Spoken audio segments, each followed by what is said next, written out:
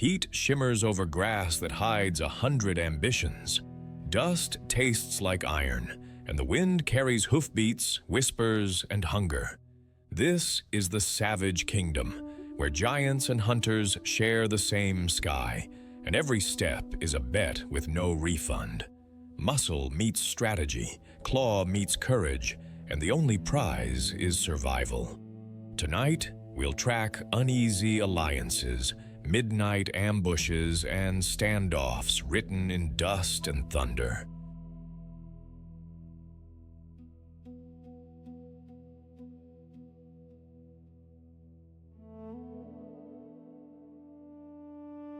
Tell us in the comments where you're watching from, and which warrior you're rooting for when the odds turn brutal. Picture a mosaic of sun-baked savannas, thorny scrub, floodplains, and rocky kopjes stitched to rivers where crocodiles wait. Elephant matriarchs hold memory like maps. Lion coalitions test kingdoms. Hyena clans audit every mistake. Buffalo, zebra, and antelope fuel the engines. Eagles and vultures write the epilogue.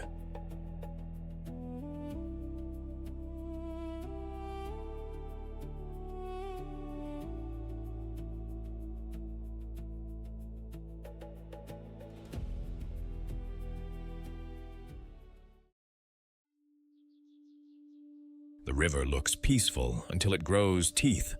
A drifting log lifts two golden eyes, and the water itself becomes a trap. In the panic of hooves and foam, the Nile crocodile does not chase. It erases. One surge, one spin, and the current writes the ending. Meet the Nile crocodile of Africa's great waterways, Mara, Grumeti, Nile, and the quiet lakes and backwaters in between. It is the heavyweight that doesn't need to move to win.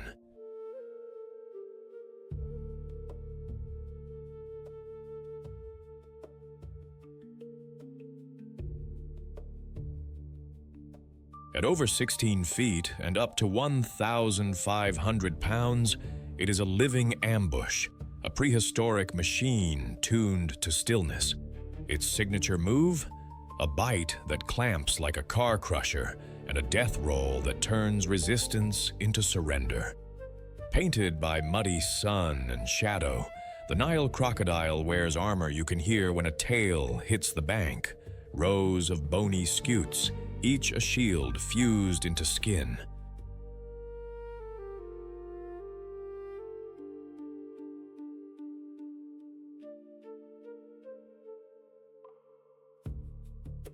The head is a wedge of patience, long, low, and studded with sensory pits that read ripples like Morse code. 60-plus conical teeth don't shear, they grip, perfect for locking onto anything from fish to a zebra's flank. The tail is a double-barreled engine, laterally flattened, all coiled muscle for that instant, explosive launch. Nostrils, eyes, and ears ride high on the skull, a periscope suite allowing the body to vanish while the senses stay online.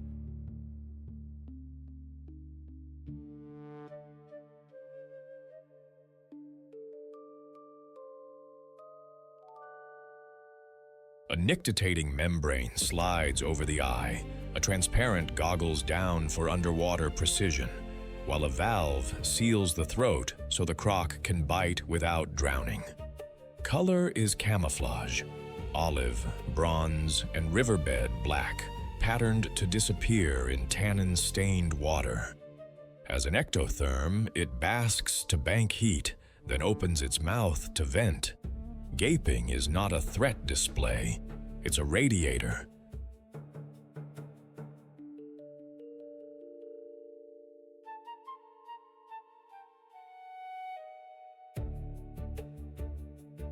Inside, a specialized heart system helps shunt blood efficiently during long dives, turning breath into a negotiable luxury.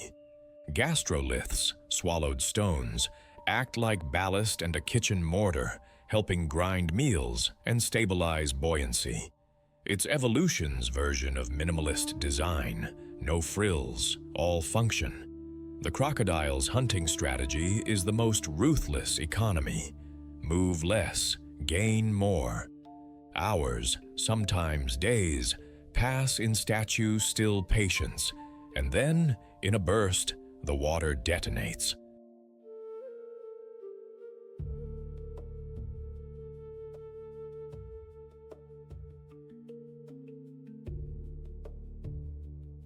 The bite lands. The victim is dragged into depth. If the prey thrashes, the croc spins. Death roll engaged, leveraging mass and momentum to tear and disorient. During the great crossings, when wildebeest and zebra flood the rivers, crocodiles station at choke points like sentries of panic. They don't need many strikes each season. One successful ambush can fuel weeks. Outside the migration, fish, birds, antelope that wander too close, even an unwary wild dog or lion cub can be taken.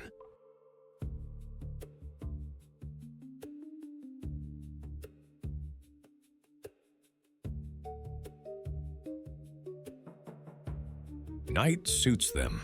Their eyes reflect starlight, and stealth becomes a superpower. By day, they bask along sandbars and under overhanging roots, thermoregulating and digesting. When water drops in the dry season, they shift to deeper pools, sometimes excavating wallows with tail and snout. Crocodiles are not wasteful eaters. They shear chunks against the river or against each other's bodies, sometimes entering a synchronized feeding scrum that looks like chaos, but is remarkably efficient.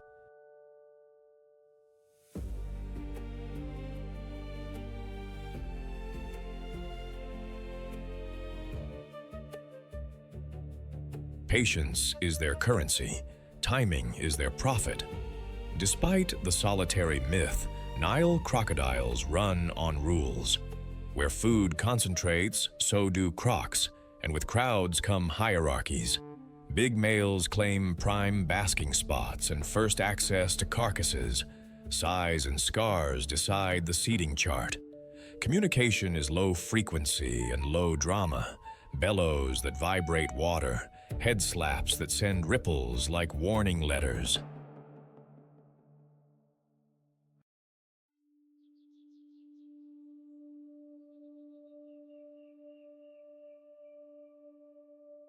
Courtship softens the monster, a duet of nudges, bubbles, and body rubs in quiet eddies before the rainy season. Females select high ground to dig nests, then stand guard, a vigilant mother with a mouth full of tenderness. When the eggs chirp from inside, she opens the nest and carries the hatchlings gently between jaws that can crush bone. The little raft of crocs gathers in a nursery area, watched over as they learn the art of stillness.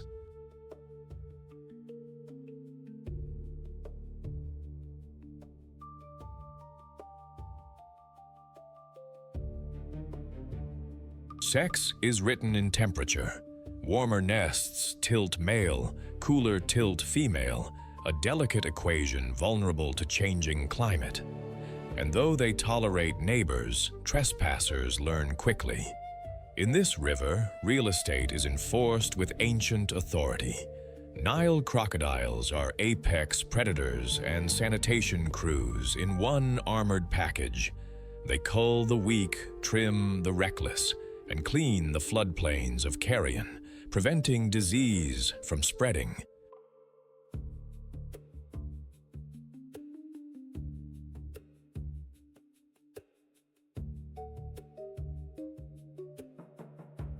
Their kills move nutrients from land to water, feeding fish and the unseen economy of microbes.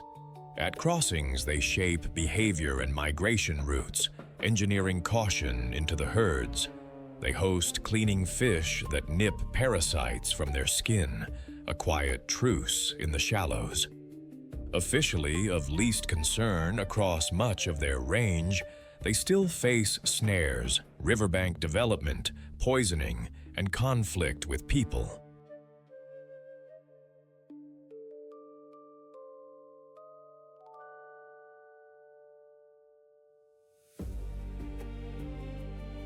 Protecting wetlands and keeping crossings wild protects the croc and the system it keeps honest. The Nile crocodile is patience weaponized, a symbol of time's cold advantage in a savage kingdom. It reminds us that survival isn't always a chase. Sometimes it's a stillness that waits and wins.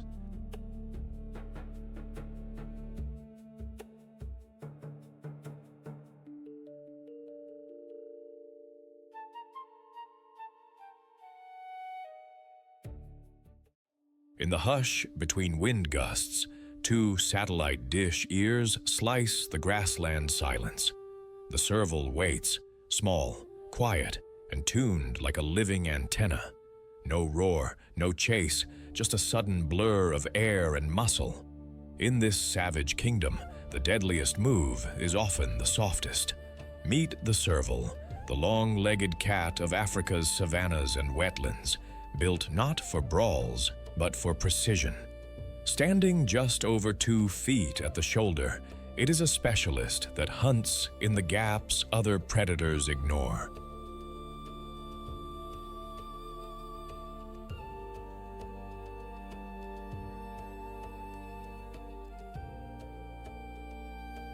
Its signature party trick? A vertical leap that clears more than 6 feet, landing with prey already pinned under velvet paws. Sculpted by evolution to be a sound-guided missile, the serval wears gold grassland painted with black coins and fine stripes. A small, narrow head crowns a long neck, and atop it, those outsized mobile ears, constantly swiveling, independent like twin radar dishes scanning in stereo.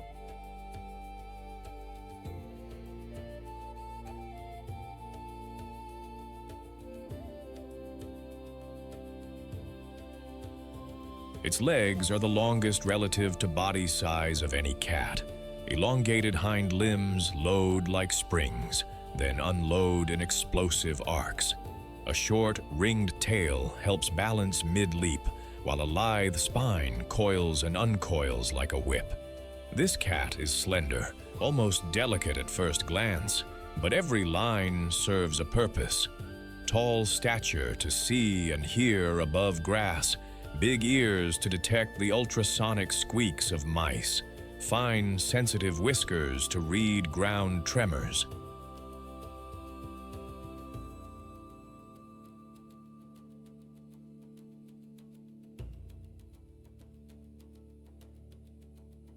Even its coat is strategy, dappled to vanish in sun-spotted stems. The serval isn't built to overpower, it's built to arrive exactly where it needs to be, exactly when it matters. The serval hunts with patience that borders on meditative. It pauses, listens, triangulates the tiny footfalls of a vole beneath thatch or the rustle of a lark edging a reed bed. Then comes the moment, an almost otherworldly hop, a short flight of fur and focus, forepaws hammering down to stun, jaws finishing clean.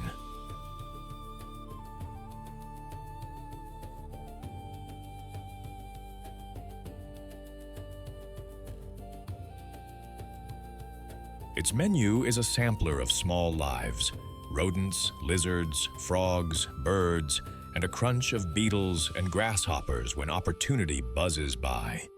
Success rates here rival the best on the plains. Efficiency, not drama, wins dinner. Mostly crepuscular and nocturnal, the serval works the cool hours, ghosting along wet meadows and floodplain edges, sometimes wading ankle-deep to flick fish or frogs from shallows.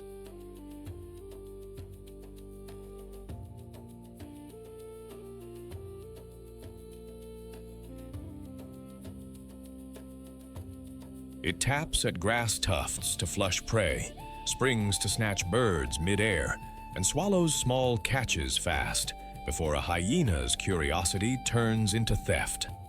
By day, it melts into tall grass or rests in sheltered cover, keeping miles between itself and the headlines made by lions and hyenas. In a landscape obsessed with force, the serval is a master class in finesse. This is a solitary operator.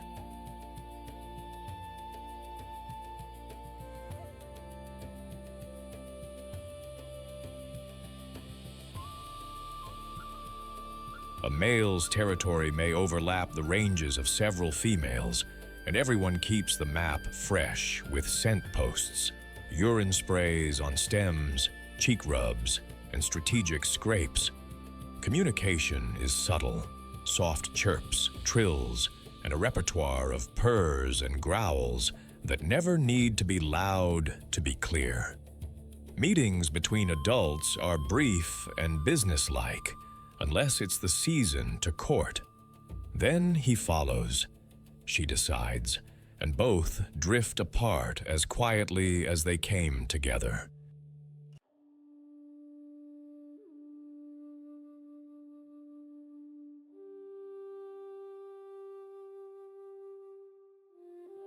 After roughly 2 to 2.5 months of gestation, the female tucks 1 to 4 kittens into a den, a clump of dense grass, a hollow, or a borrowed burrow. She moves them often to dodge noses that read too well. Lessons begin early. Freeze at danger, listen first, leap only when certain.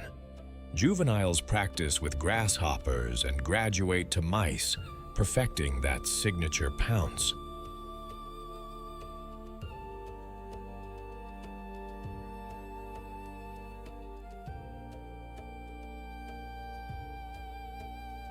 Males may spar at territory seams, ears flat, tails twitching, but real fights are rare. In this economy, energy is a currency you don't waste. The serval is rodent control with spots, trimming populations that would otherwise chew through seeds and crops. It threads the spaces between apex predators, a mesopredator that keeps the small gears turning so the big machine runs. Owls, eagles, pythons, leopards, hyenas. These are the risks that shape its quiet route choices.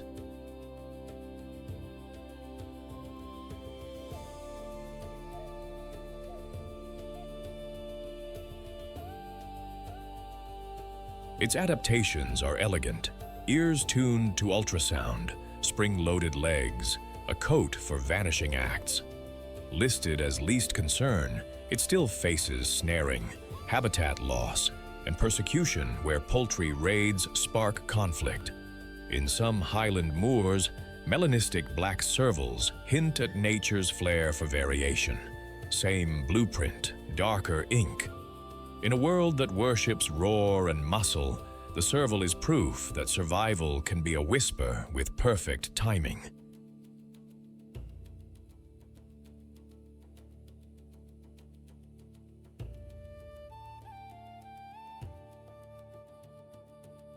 It embodies the spirit of precision over power, living, thriving, and winning the fight for survival, one flawless leap at a time.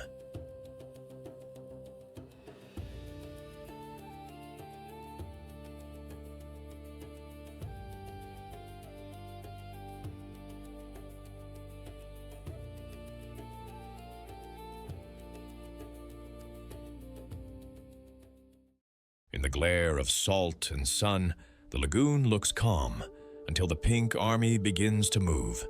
Knees bend backward, heads dip upside down, and the shallows churn like a cauldron.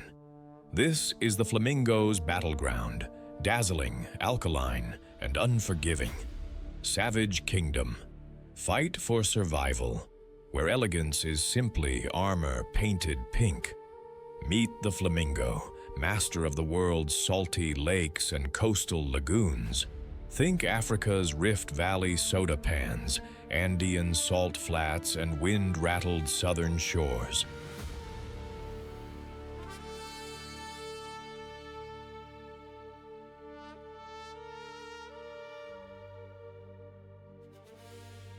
Tall as a child, with a wingspan brushing 5.5 feet, it can knife through the sky at 37 miles per hour.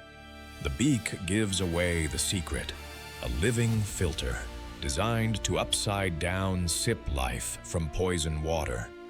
Adorned in blush plumage that looks like sunrise caught in feathers, the flamingo is sculpted by extremes. Nearly 4 feet of leg and neck let it wade where predators hesitate and where brine cooks most things alive.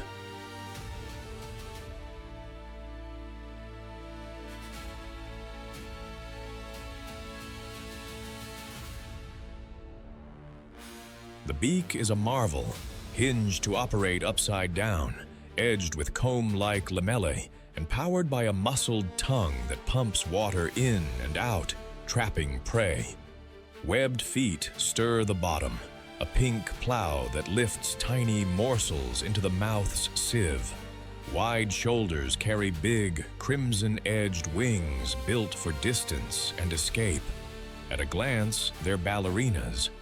But up close, you see athletes, all tendon and torque.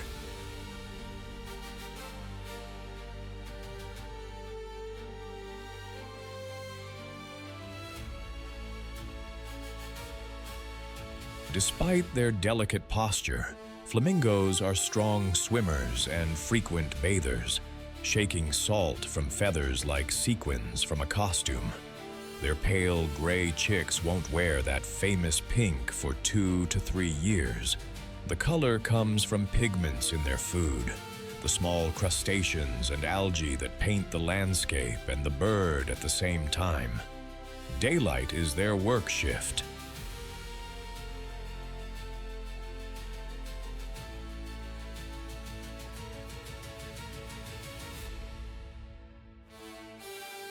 Flamingos patrol the shallows in synchronized lines, sweeping those upside-down heads side to side, vacuuming life at the scale of grains and pinpricks. They favor mollusks, crustaceans, tiny crabs, insects, and their larvae, and they supplement the menu with grasses, seeds, and algae. Watch their feet. A subtle stomp and stir turns mud into a buffet.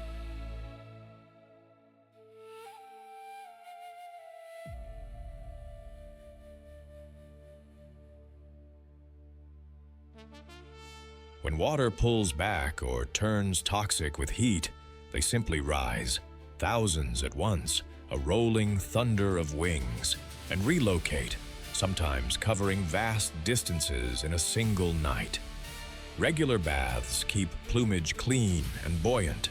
Preening reseals the waterproofing, because cold wind over alkaline water bites hard.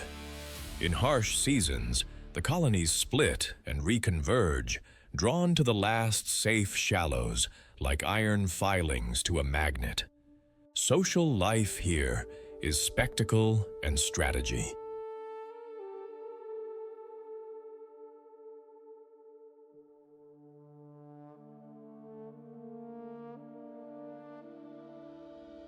Flamingos are highly social and often gather by the thousands.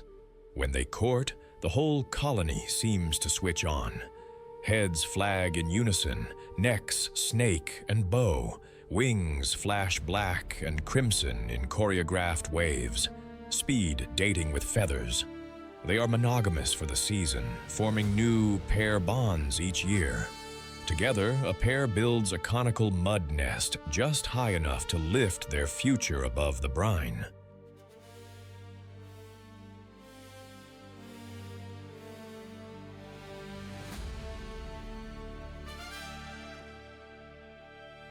Usually one egg, rarely two, arrives, and both parents share incubation for 27 to 30 days.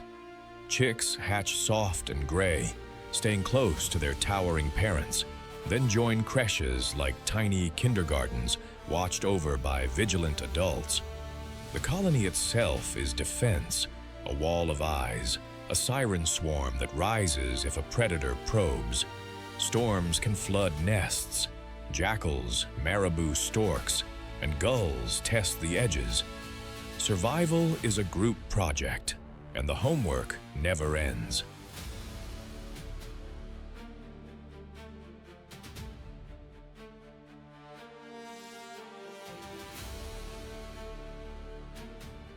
As architects of the shallows, flamingos keep ecosystems in tune. Their constant stirring oxygenates mud, redistributes nutrients, and keeps algal blooms in balance. They convert microscopic abundance into mobile energy, food for big cats, birds of prey, and the opportunists that haunt colony fringes. Along some coasts, kelp gulls, also called Dominican gulls, a nod to friars' black and white robes, patrol for unattended eggs or small chicks. Their telltale red bill spot marks them out.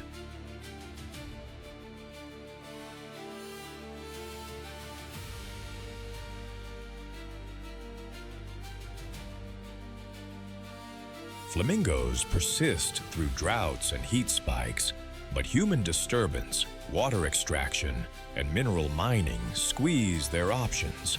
Protect the water, protect the birds. It's that simple and that complex. In a realm that punishes softness, the flamingo survives by turning grace into grit. It is a symbol of resilience in hostile beauty, a reminder that even in a savage kingdom, delicacy can be a battle plan.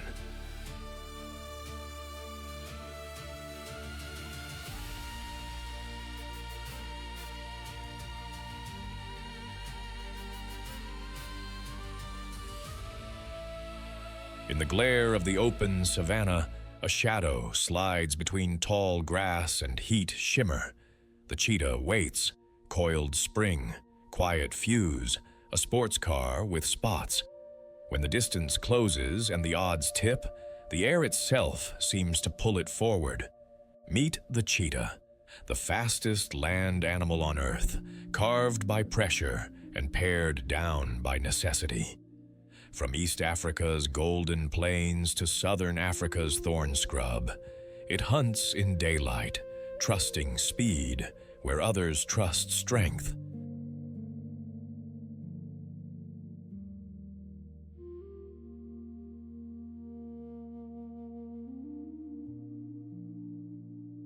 Black tear lines frame amber eyes, a natural sunshade for a predator that reads the world in motion.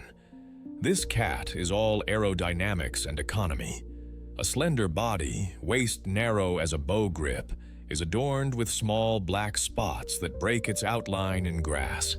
A deep chest houses large lungs and an oversized heart, pistons that slam oxygen through a frame built for sudden flight. The spine is a whip of springs. With each bound it flexes, lengthening the stride to 7 meters or more.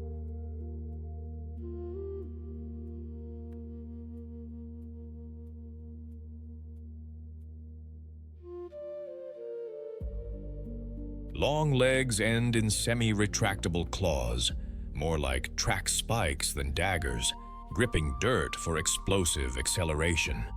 Enlarged nasal passages gulp air. A lightweight skull with powerful jaw muscles holds on when it matters. The tail works like a rudder, flicking left or right to counter a gazelle's last-second feint. 0 to 60 miles per hour in a handful of heartbeats isn't a boast here. It's a survival strategy.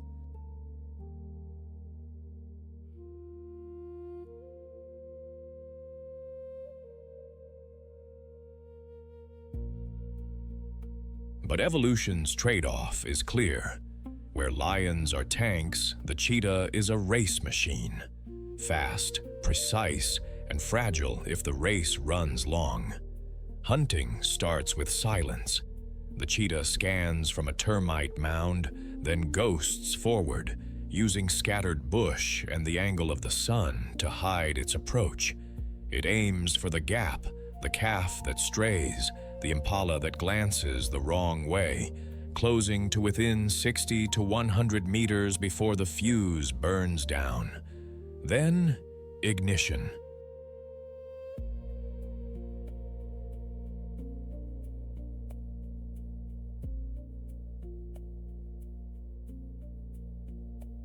A blur of limbs, a double air step in each stride, claws biting dust. The sprint lasts seconds, not minutes. By 20 seconds, the engine runs hot. A hooked dew claw flicks at ankles to trip. A throat clamp ends the struggle. Victory is loud breathing, fast scanning, and eating now. Kleptoparasites have heard the news before the cat has swallowed. Hyenas, lions, even vultures spiraling like sirens.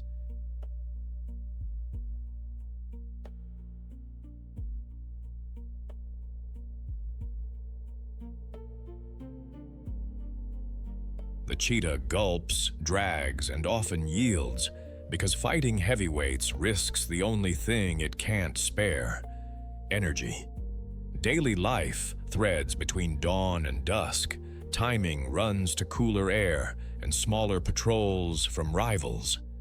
Hunts fail more often than they succeed, and that's the math of the plains. Rest is shade, grooming grit from fur, and saving fuel for the next chance. Females walk alone until cubs arrive. Then the savannah becomes a mobile nursery.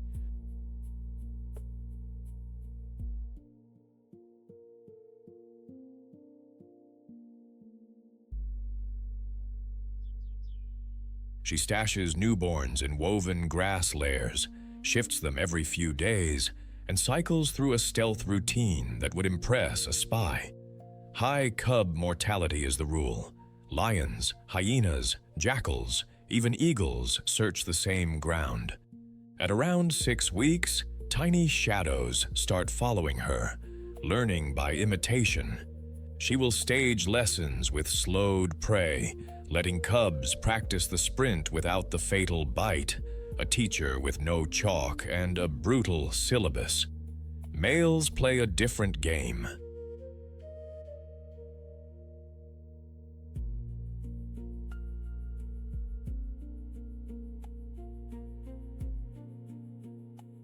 Brothers often form coalitions of 2 or 3, stronger together, holding small territories around scent posts and vantage trees. They share kills, patrol boundaries, and act like a lightweight strike team in a land of heavy armor. Communication is a language of chirps, purrs, soft yips, and scent. Fights are avoided when possible because injuries bill straight to the hunger account.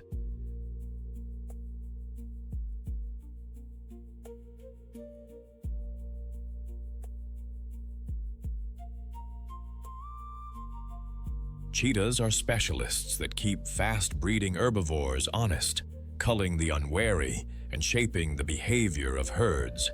Their kills feed more than themselves. Scavengers cash in, and the nutrients ripple outward. Yet specialization brings vulnerability. Habitat loss, conflict with people, and competition with larger carnivores press in from all sides. Genetic bottlenecks add another worry.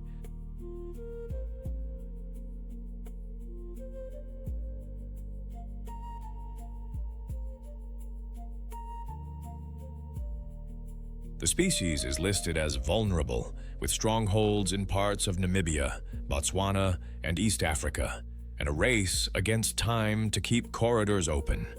Conservation here is strategy. Space, prey, and a bit of peace so the fastest cat can just be a cat. In this savage kingdom, the cheetah is both blade and bruise, speed incarnate, and proof that mastery can be delicate. It embodies the spirit of the fight for survival, win in seconds, or pay in hunger.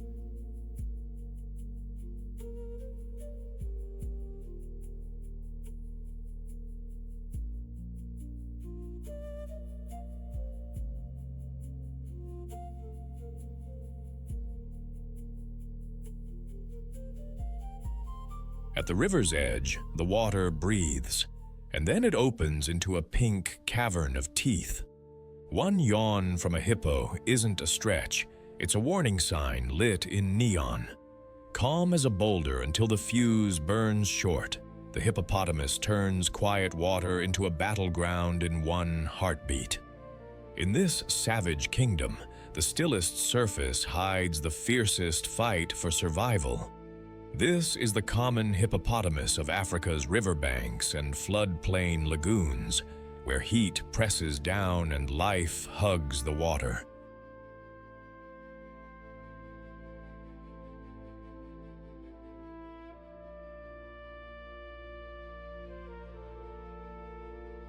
Built like a living tank, yet deceptively nimble, the hippo spends most daylight hours submerged, its skin thirsty for shade and moisture. Don't let the soft curves fool you. A hippo's jaw can open to an astonishing 150 degrees, and those lower canines, tusks, can reach nearly 20 inches. Painted in slate gray with a blush of brown, the hippo is sculpted by water and sun.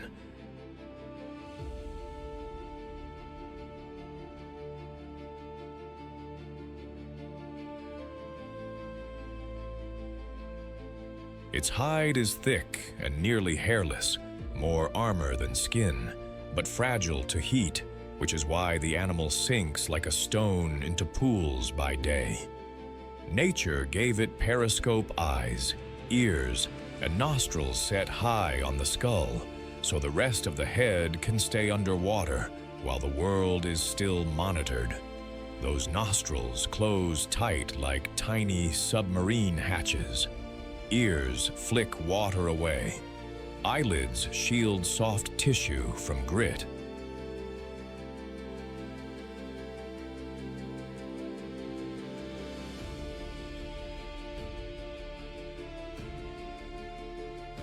The body is barrel-shaped and buoyant with dense bones that help it stay grounded in the shallows. Short legs end in splayed, semi-webbed toes for grip in mud and surprising speed on firm ground. The mouth is a masterpiece of intimidation, a hinge that can swing open wider than your steering wheel turns, revealing chiseling incisors and scimitar canines that sharpen themselves with every bite. Bite force? Almost 3 times that of a lion.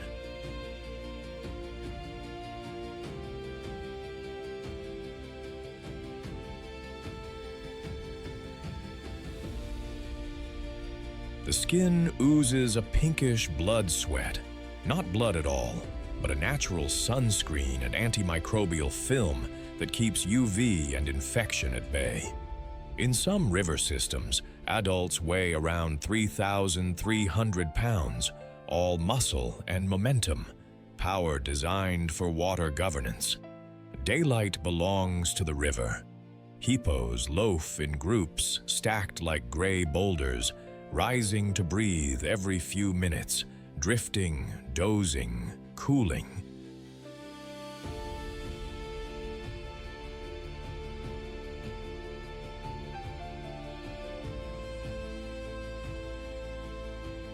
Bulls posture with theatrical yawns and jaw jacks, turning placid pools into boardrooms with bad tempers. Dung spraying, tail whirring like a helicopter, is their scented graffiti, painted on reed beds and banks to draw territorial borders. As heat loosens, the script flips. Dusk ushers in a pilgrimage. Hippos heave their bulk onto land and follow ancient hippo highways, narrow paths carved through grass and scrub.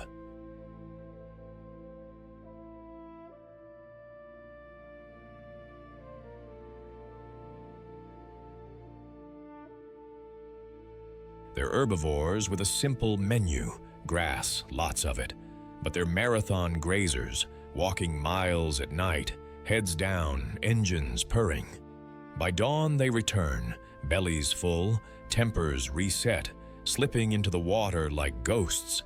They share space with crocodiles in a wary detente. Crocs respect adults. Hippos ignore them until they don't, clearing space with a push or a snap. With buffalo herds gathering on the dark plains and lions tuning up for night shift, the river becomes the hippo's fortress.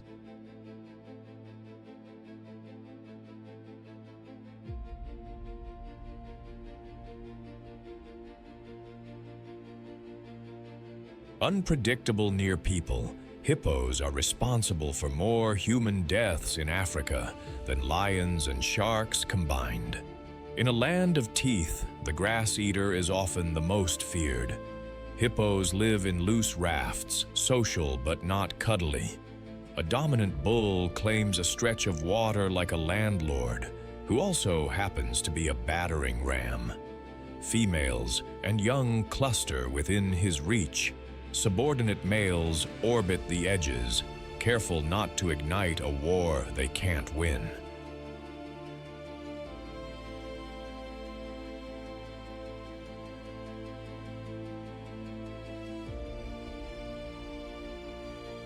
Disputes are brutal but ritualized. Mouths open to the limit, teeth bared, water thrashing, then a sudden charge, jaws clashing, flesh tearing.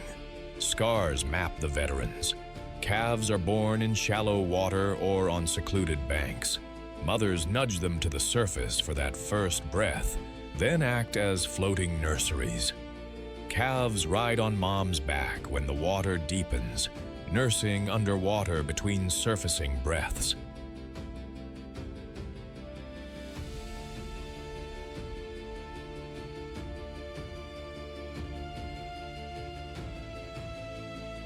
Communication hums across the river, grunts, wheezes, and deep bass rumbles that travel through water like drumbeats in a cathedral.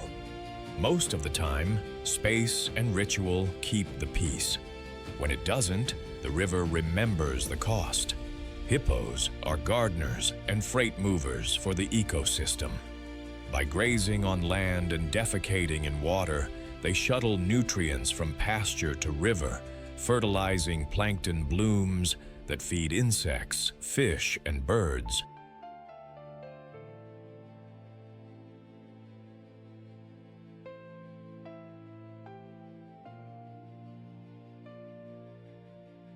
Their pathways open corridors for other animals, and their wallows shape pools used by terrapins and fish. In drought, crowded hippos can over-enrich small backwaters, tipping them toward oxygen crashes. A reminder that even keystone players can push systems to the edge. Calves fall to lions and large crocodiles. Adults fear little but drought, habitat loss, and conflict with farmers. Across much of Africa, hippos face pressure from shrinking water, snares, and illegal ivory from their teeth.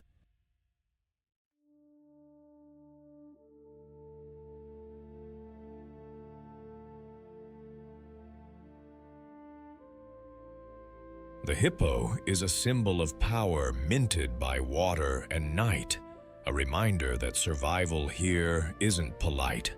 In this savage kingdom, the fight is simple. Hold the river, keep the grass, and meet the darkness with a mouth no one argues with twice.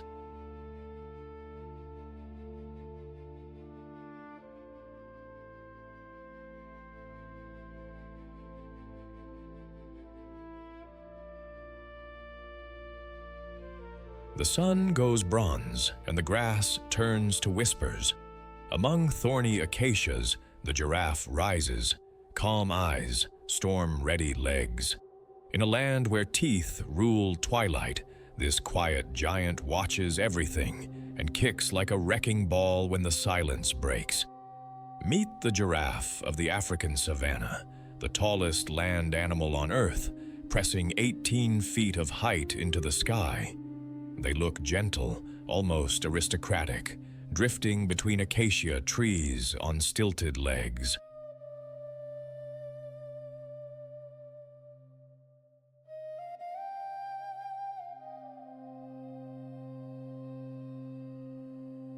But this is the savage kingdom. Every step is a calculation, every mouthful a risk. Giraffes browse high, but they live with danger low, right where the grass moves. Painted by nature in a mosaic of caramel patches edged in cream, each giraffe wears a coat as unique as a fingerprint. Those blotches are not just art. Beneath them, a web of vessels helps shed heat like living air vents.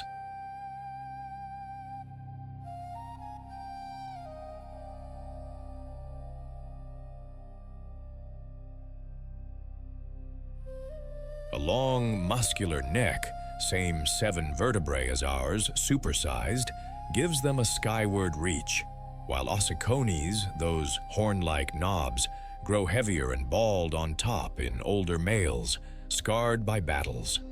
The tongue is an 18-inch inky blue ribbon, tough as leather and nimble as a hand, designed to weave through thorns and pluck the newest, most nutritious leaves. Thick saliva neutralizes acacia toxins. Evolution gave them a built-in antacid.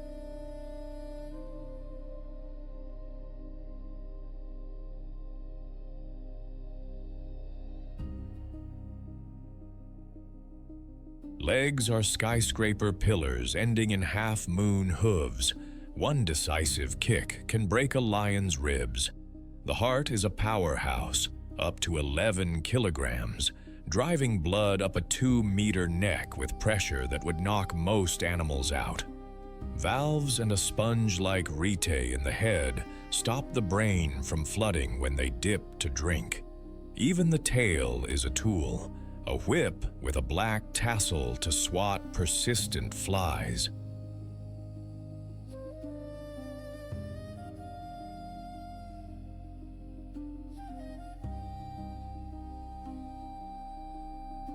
Every inch of the giraffe is engineered to browse where others can't and to survive where others don't. Giraffes live on the rhythm of light. Mornings and late afternoons are for feeding. The heat of midday is for shade and rumination, jaws rolling in slow, thoughtful circles. They can pull down up to 75 pounds of leaves and shoots a day, with acacias as a favorite course. When the trees pump out bitter defenses, giraffes simply move, upwind to another canopy before the alarm spreads.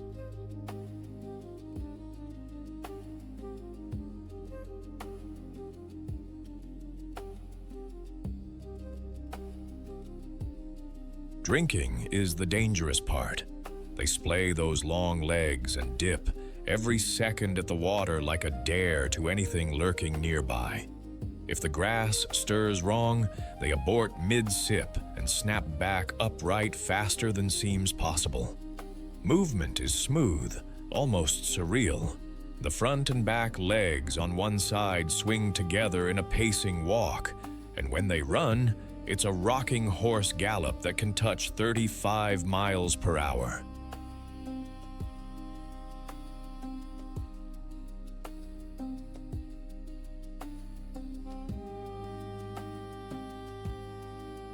Males neck to settle status, swinging heads like medieval flails. It's not drama, it's governance. Nights are short naps stolen standing up, ears flicking, eyes sweeping, because the predators don't punch a time clock. There's no strict herd, more a floating city. Giraffes are fission-fusion socialites. Small groups form and dissolve, mothers drifting together with calves, bachelors cruising the edges like tall shadows.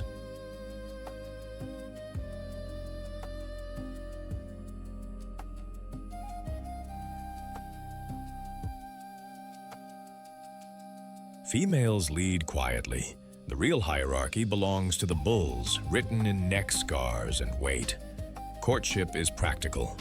A male samples a female's urine. Yes, really, to test if she's ready. If she is, he follows with patient persistence. After a 15-month pregnancy, a calf drops 6 feet into life. hits the ground, and stands within an hour, because hesitation is expensive here. Lions take most giraffe losses, especially calves.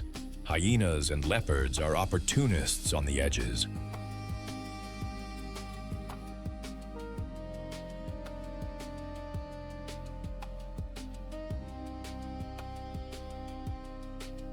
Mothers are vigilant, parking calves in hiding while they feed, returning often for nursing and grooming.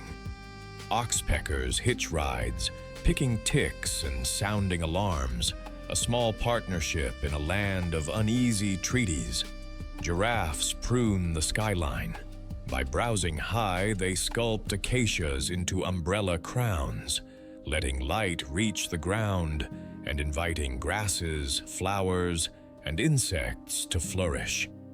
Seeds hitch rides through their gut and drop with fertilizer where new groves can rise.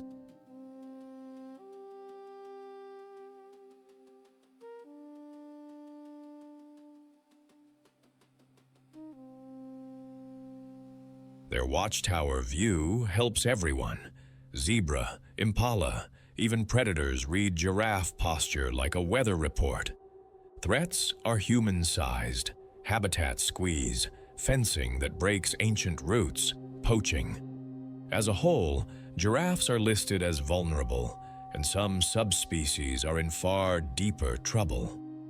Protecting corridors and communities that live with them keeps these sentinels standing. In the savage kingdom, elegance is armor.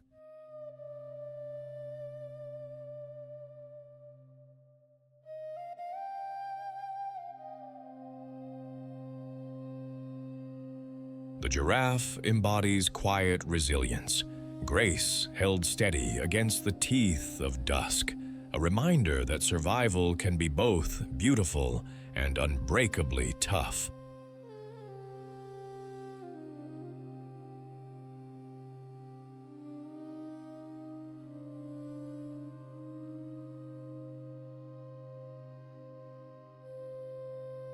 The ground doesn't just shake, it hums like a living drum. Dust lifts, horns tilt forward, and a gray tide flows across the Serengeti Mara. Where the grass rolls and rivers cut deep, the wildebeest answer an ancient order: move or die. Meet the blue wildebeest of East Africa's Serengeti Masai Mara ecosystem, the engine room of the Great Migration. Stocky shoulders, sloped backs, and bearded throats give them a rugged, slightly built-by-committee look.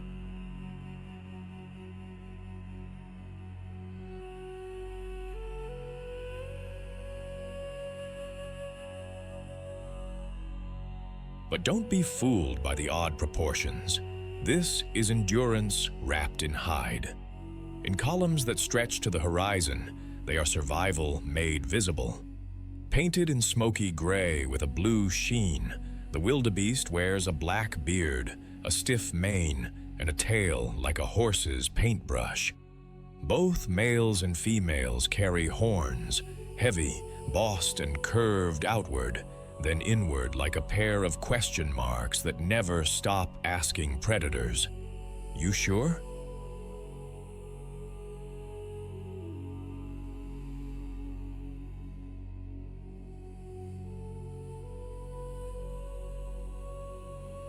The shoulders sit high, the hindquarters slope low, giving them a forward-leaning profile, as if evolution tilted the whole body toward tomorrow. Long, sturdy legs end in hard, shock-absorbing hooves that chew up miles of rough ground.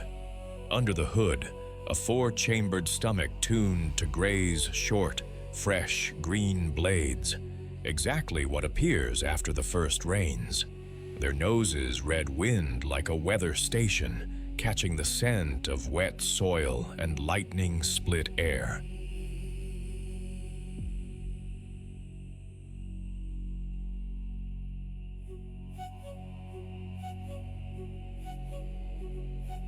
Eyes set wide scan for trouble. ears flick, catching the gossip of hooves and hyenas. Not the fastest sprinters, but built for relentless travel and sudden dodges, they carry fuel for 500-mile arcs, where hesitation is expensive and momentum is everything. Wildebeest are grass specialists, following the rain front that sweeps the plains. Zebras often go first, trimming the tall stuff. Wildebeest roll in behind and mow the tender regrowth, nature's tag team lawn crew.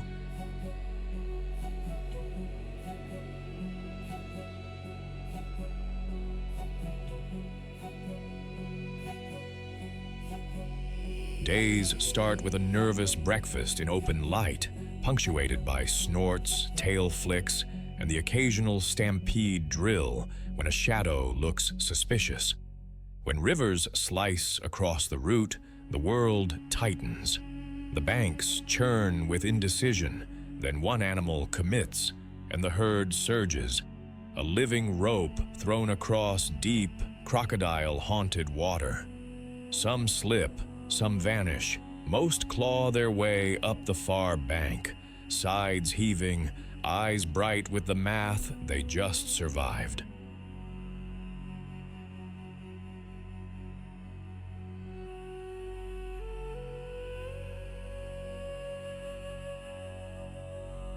In the south, calving happens in a sudden, synchronized burst. Thousands of births within weeks. Newborns stand in minutes and sprint in hours. This is a nursery with no fences and too many teeth outside. Nights are a negotiation with lions and hyenas, so the herd rarely sleeps deeply, always ready to turn the ground into thunder again.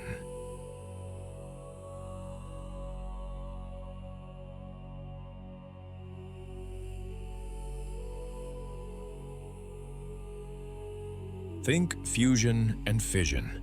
Herds gather, split, and weave back together, guided less by leaders than by a million tiny decisions. Pressure, spacing, and the invisible pull of greener grass. Cows and calves form the warm core. Calves imprint on mom's voice and scent, chasing her through the swirl like a tiny comet following a planet. Bulls stake out small territories during the rut, posturing on dust-scented stages, prancing, grunting, and piling dung like keep-out signs.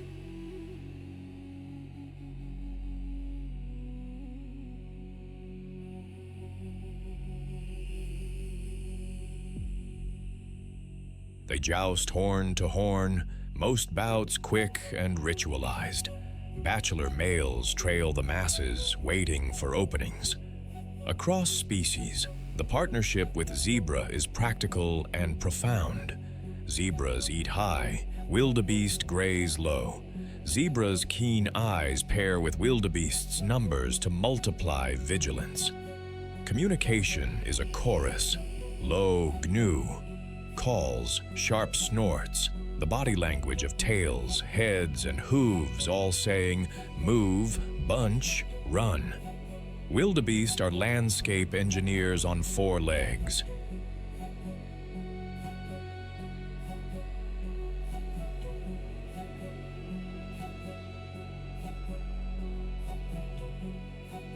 Their grazing patterns keep grasslands young and productive.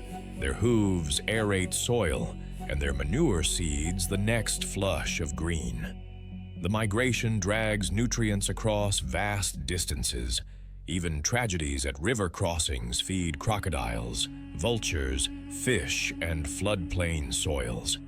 They are the backbone prey for lions and hyenas, a seasonal heartbeat predators time their lives to. Threats are modern and blunt, fences that slice corridors, snares, expanding farms, hotter droughts.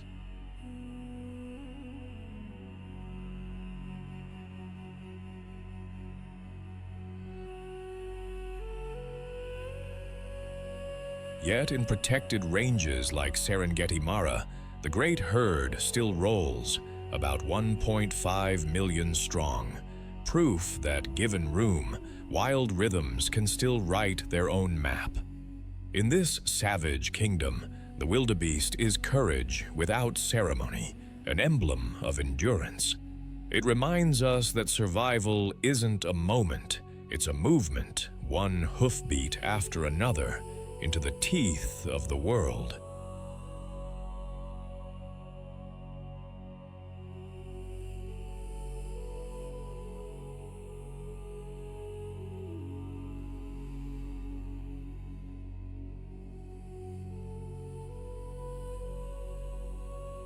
Hear that laughter that isn't laughter?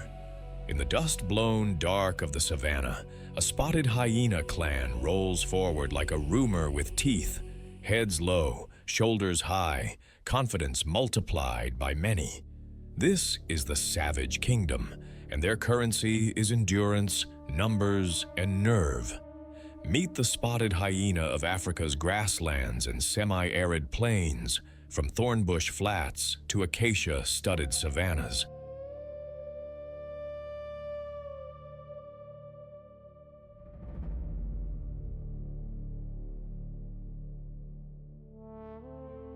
Recognized by its sloped back, dappled coat, and heavy, bone-breaking jaws, this predator is far more hunter than scavenger, especially when the clan moves as one.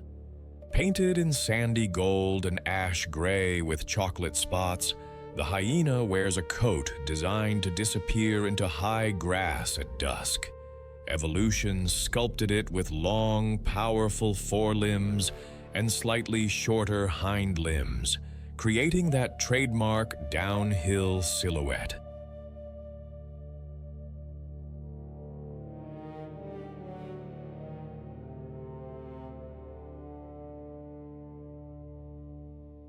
A thick neck, a ridge of coarse mane, and a blocky skull announce exactly what this animal is built to do: grab, hold, and crush. Inside that skull, the jaw muscles are a masterpiece, premolars like hydraulic presses that turn the bones other carnivores abandon into dinner. Rounded ears swivel for stereo hearing, while wide-set eyes read motion at night like subtitles on the wind. Females are larger and more muscular than males, often by a noticeable margin.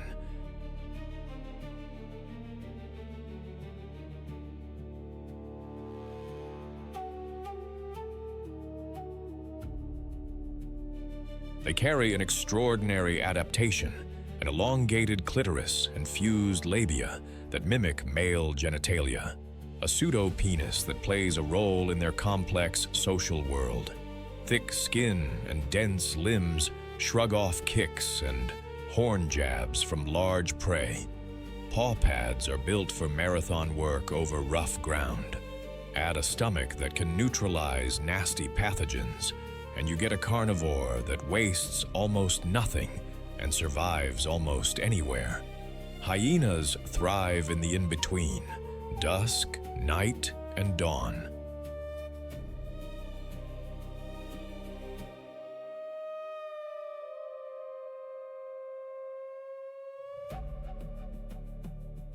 They forage alone, in pairs, or as a strike team, depending on opportunity.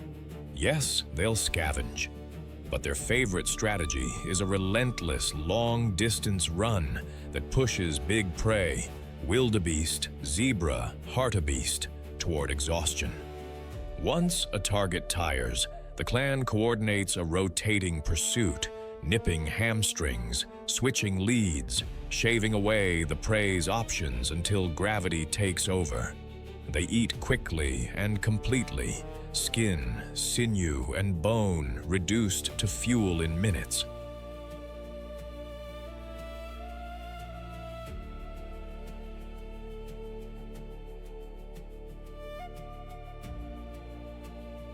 If a rival pride of lions has a kill, the hyenas run a cost-benefit analysis on the fly. Outnumber the cats, mob and harass, outmuscled, live to fight the next night. Their soundscape is famous, whoops that carry for kilometers to rally reinforcements, giggles that signal stress and excitement, low growls that mean mine, and that eerie laugh the wind loves to borrow. Scent posts paste messages across the territory, a musk-written bulletin board.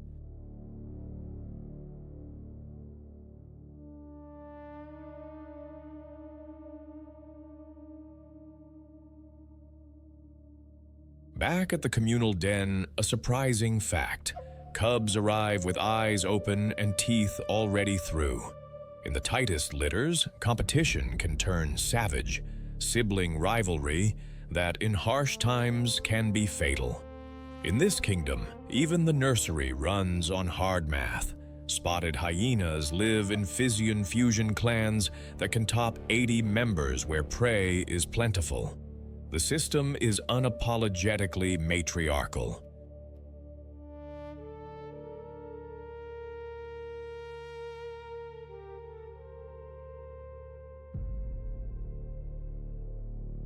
Females set the rules, inherit rank along mother-daughter lines, and dominate males, who usually migrate to other clans when they mature.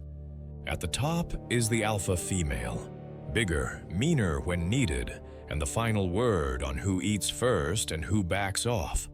Hyena etiquette is complex.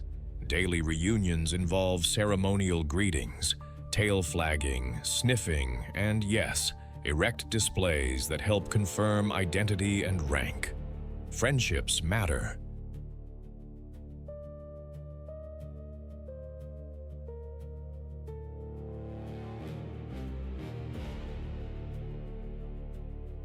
High-ranking females form coalitions, and memory here is long. Allies today may save your cub tomorrow. The communal den is neutral ground where mothers park youngsters while they forage. Aunties babysit, but milk is mostly a one-mother contract. Communication is non-stop, vocal, visual, and chemical, a social web as sophisticated as many primates.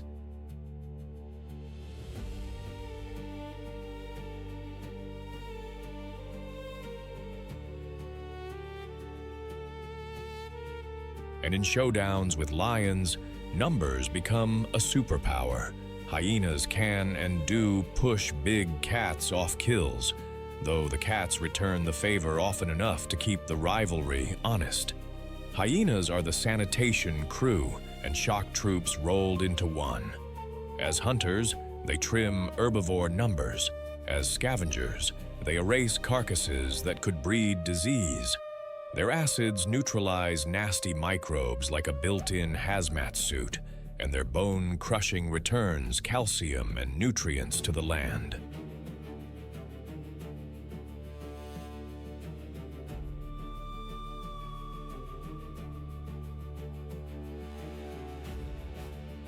Competition with lions and wild dogs shapes behavior on all sides, keeping the predator guild sharp. Though listed as least concern, they face snares, poisoning, and persecution near livestock.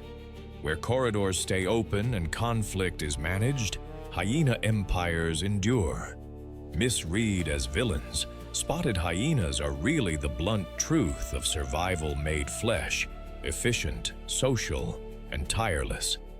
In the savage kingdom, they embody the spirit of adaptation, unglamorous, unyielding, and absolutely essential.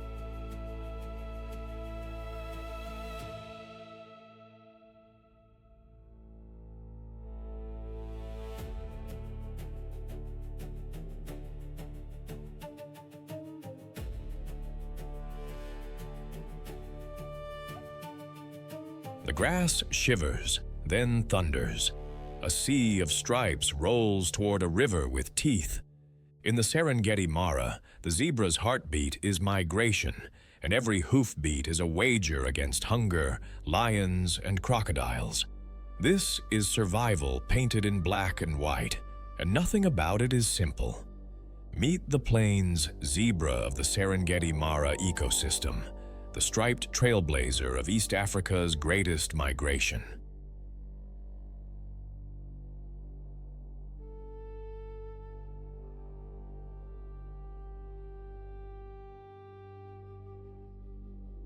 Each zebra wears a unique barcode of life, no two patterns alike, designed by evolution for confusion and recognition.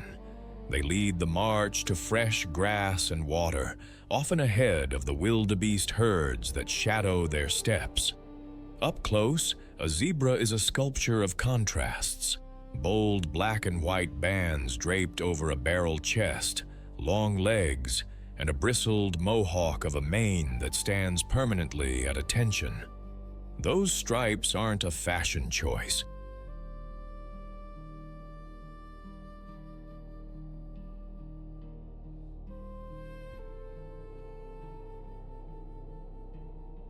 They break up the animal's outline, turn a sprinting herd into a flickering maze, and help foil a predator's aim when the sprint begins. Some researchers think stripes also deter biting flies, and may even aid heat control by setting up tiny air currents along the skin. Either way, the uniform doubles as a survival tool. A zebra's mouth is a heavy-duty mower. Sharp incisors crop tough stems. High-crowned molars grind through silica-laced grasses.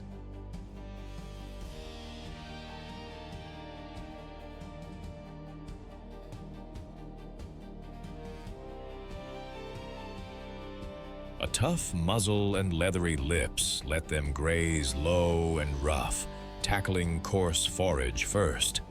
That's their niche, taller grass up front, tender shoots left behind for others.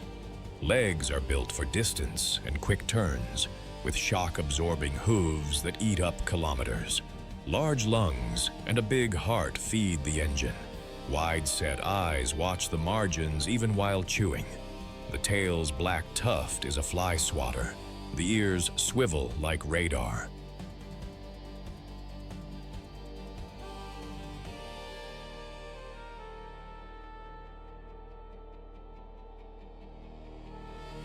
Everything on a zebra points to one purpose: keep moving, keep feeding, keep ahead of danger. Zebras are daylight strategists, grazing at dawn and dusk, resting when the sun burns white hot, then resuming the slow drift toward rain-greened pastures. When you see them standing belly deep in gold, they're doing arithmetic. Grass left here, water over there, predators somewhere. They prefer to drink daily if they can. If they can't, they gamble with distance.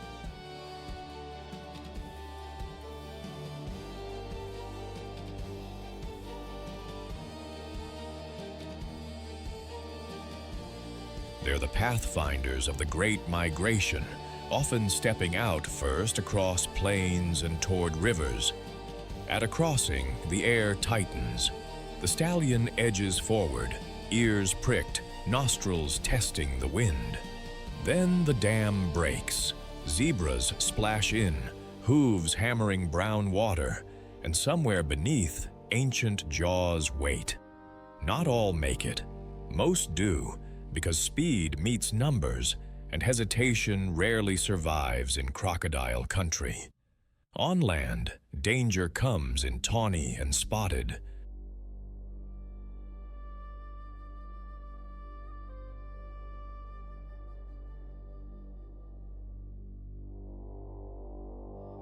Lions and hyenas test the edges of the herd. Zebras bunch tight, then burst into synchronized sprints, stripes turning the ground into a flicker show. If cornered, they don't go quietly. A zebra kick can crack ribs, a bite can rip a lip. Dust bathing, grooming, dozing on their feet, they still find calm between alarms. But the Serengeti never lets them forget. Every mouthful costs something. Zebra society is a quilt of small family units inside a larger tide.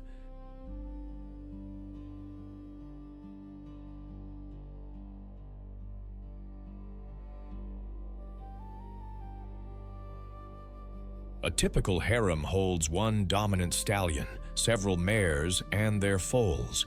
He often guards the rear on the move, the dangerous place. ears flat when trouble presses. The mares run the day-to-day, forming tight bonds cemented by grooming, muzzle nuzzles, and quiet contact that says we more than me. Foals arrive on wobbly legs and are standing within minutes.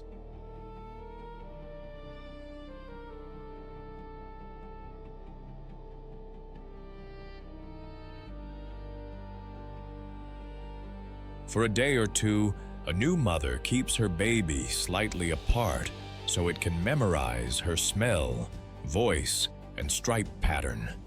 That's mom's signature in a crowded world. Young males drift into bachelor bands where sparring is practice for tomorrow's challenges. When harems merge with thousands of wildebeest, a mega herd forms. Zebras clip the tall grass and set the route. Wildebeest add a moving wall of ears and alarm calls.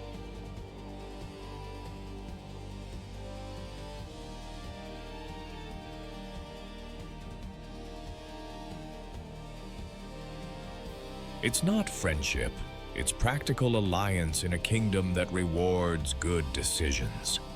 Zebras are the front-end mowers of the savannah. By trimming tall, coarse grasses, they trigger tender regrowth that fuels wildebeest, gazelles, and everything that follows. Their hooves churn soil, their dung ferries seeds and fertilizer across hundreds of miles. Predators count on them, scavengers depend on the aftermath.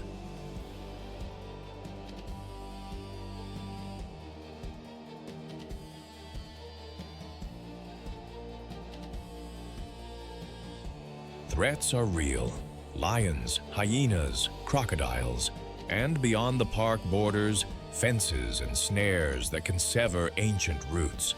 The plains zebra is listed as near threatened, a status that says the stripes we take for granted still need safe corridors and human restraint. In this savage kingdom, the zebra is both target and trailblazer, a symbol of courage written in motion. Its stripes tell a simple truth: survival isn't pretty or polite, it's persistent, and persistence out here wins.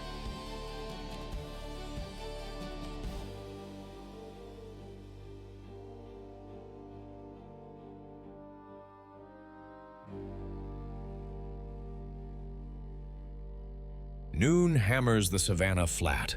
Lions melt into shade, hyenas vanish into the grass, and the air trembles with heat.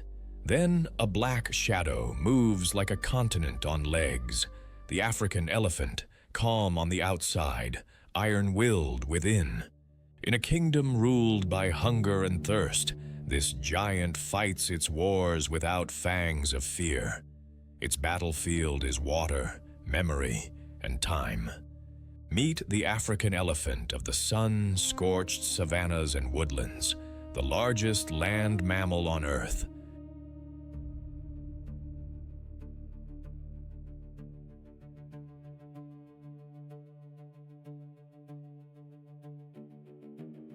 Standing up to 10.8 feet at the shoulder and weighing over 6.5 tons, it is an engineer of nature in a place that never gives gifts.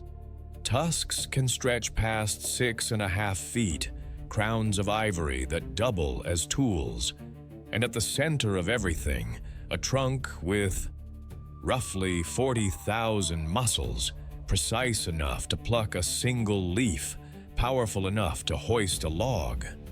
Painted the color of thunderclouds and dust, the elephant wears a suit of wrinkled armor.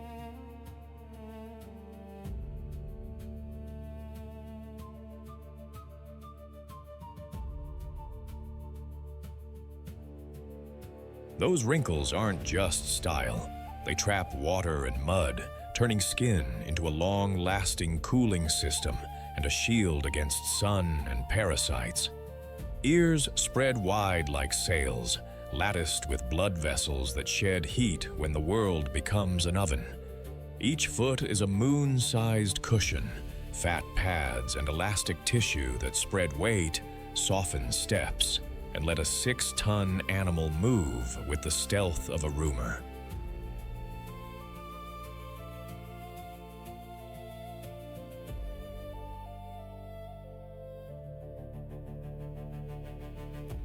Tusks curve outward like twin sabers, built for prying roots, stripping bark, and chiseling into dry riverbeds. The trunk is a living multi-tool, a muscular rope tipped with 2 dexterous fingers that can sniff, touch, lift, and pour, switching from a surgeon's touch to a bulldozer's shove without missing a beat. A keen sense of smell. Reads the wind like a library. Rain coming, water underground. Who passed by last night?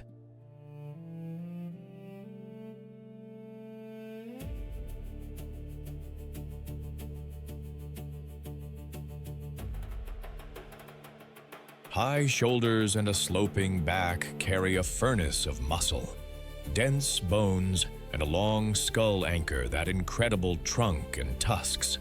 Even their eyes, shaded by long lashes, are small sentries against dust and glare. Every piece is sculpted by heat, distance, and the harsh math of survival. Elephants are tireless foragers, grazing on grasses at dawn and dusk, then browsing on branches, leaves, and bark when the light softens.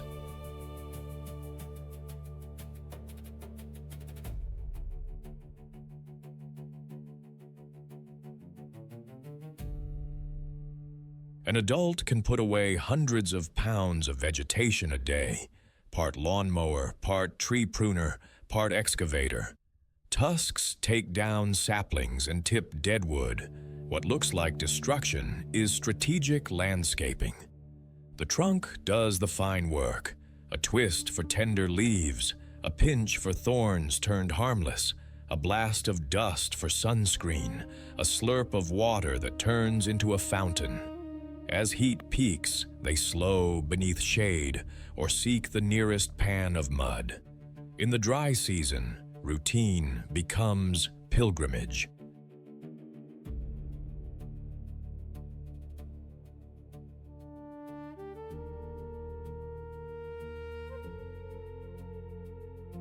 The matriarch reads the air and the ground, then the herd walks, 10, 20, 30 miles if they must, toward water hidden in sand or promised in thunder. That nose can detect rainstorms far away and the whisper of moisture beneath cracked earth. At waterholes, their presence redraws the map.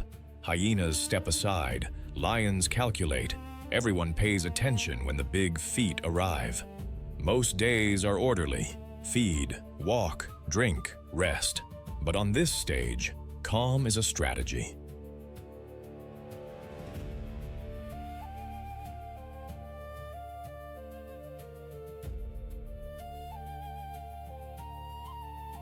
When a calf stumbles or a predator gambles, those tusks stop being tools and start being verdicts. Elephants live by the wisdom of their elders. Family groups are led by a matriarch, an older female whose memory holds maps no satellite could store.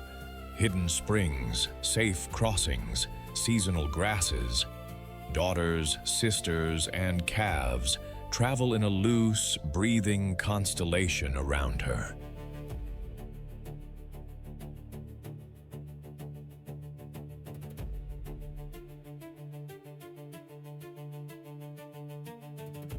Calves nurse for years and are guarded like treasure. Ants babysit, teenagers practice discipline, and the whole herd forms a living wall when danger presses in. Lions and hyenas rarely challenge adults, but a calf on the wrong side of the herd makes the grass twitch with risk. The response is immediate. A circle tightens, trunks raise, ears flare, and the ground begins to drum. Communication is a web of rumbles that roll below our hearing, seismic whispers that travel through earth and air.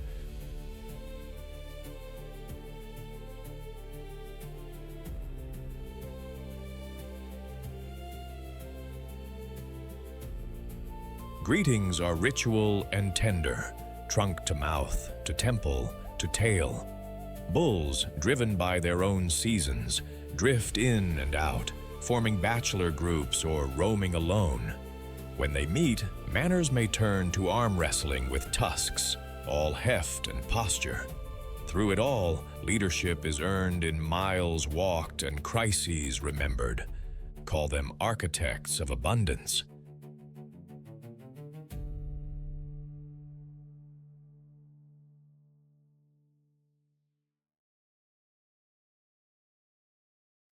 By felling trees and opening thickets, elephants let sunlight flood the ground, inviting a carpet of fresh grass that feeds antelope, zebra, and buffalo. Their tusk-dug wells become relief stations for warthogs and birds. Seeds swallowed on one hillside are planted and fertilized miles away, stitching habitats together. Trails beaten by generations become highways for everything on four legs.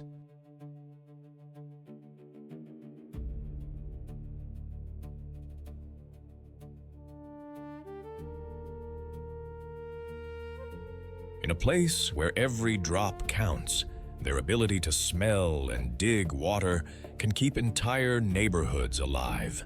Egrets ride the wave, oxpeckers pick at parasites, and the whole savannah breathes easier because giants make space. In a savage kingdom where sharp teeth write many stories, the elephant reminds us that power can be patient and battles can be won with memory, muscle, and mercy. It embodies the spirit of endurance, unyielding, essential, and fiercely gentle when gentleness is a choice.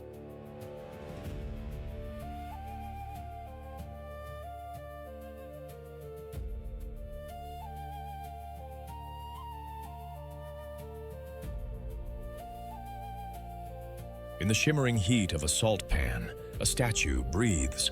The gray heron waits, motionless. Then the world snaps. Water arcs. A fish vanishes. In this wetland kingdom of ripples and shadows, patience is a weapon, and hesitation is hunger. Meet the gray heron, Ardea cinerea, standing guard over the Vermont pan beneath the green slopes of Onus Mountain. Here, where swift channels braid into calm lagoons, this tall hunter rules the shallows.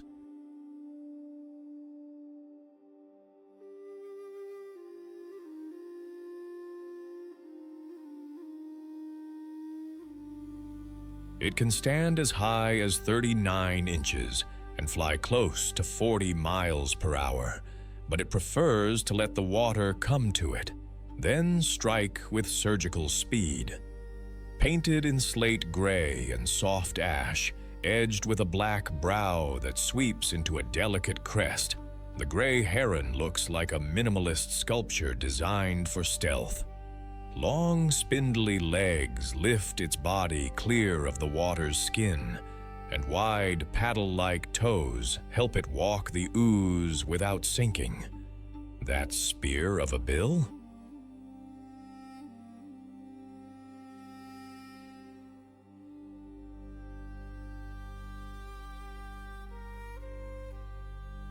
It's not just sharp, it's engineered, a rigid lance driven by a neck coiled like a spring. The heron's S-shaped neck hides a marvel of bone architecture, specialized vertebrae that lock and release, unleashing a strike so fast it feels unfair.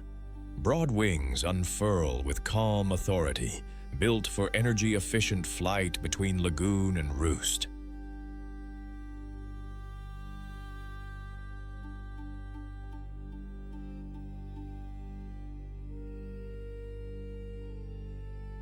Its eyes sit forward enough to judge distance with uncanny accuracy, filtering glare off the surface to fix on the faintest twitch. A silver wink of scales, a frog's betrayingly soft kick. Even its feathering is practical art, water-shedding contour feathers and elegant plumes that don't snag on reed or breeze. Everything about the heron is restraint, design, and the cold precision of a tool meant to feed. The heron hunts by subtraction. Subtract movement, subtract sound, subtract doubt.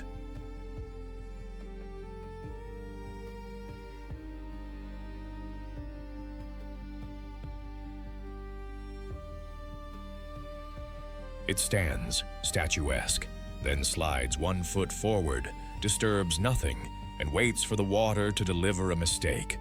Fish are the main prize, but this is a ruthless generalist. Amphibians, crustaceans, mollusks, and even small rodents are all fair game.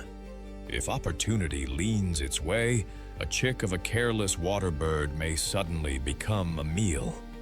Daylight makes good hunting, but the heron is no stranger to night work. The wetlands do not close at dusk, they only change their rules.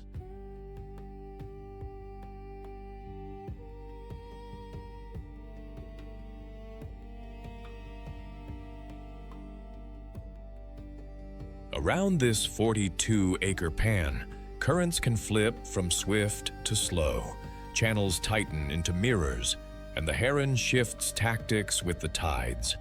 In spring and early summer, when the air seems feathered with life, 40 species in an hour if you're counting, the heron navigates a living crowd. Red-knobbed coots grazing algae, great crested grebes vanishing like torpedoes, black-winged stilts unrolling those red pin legs.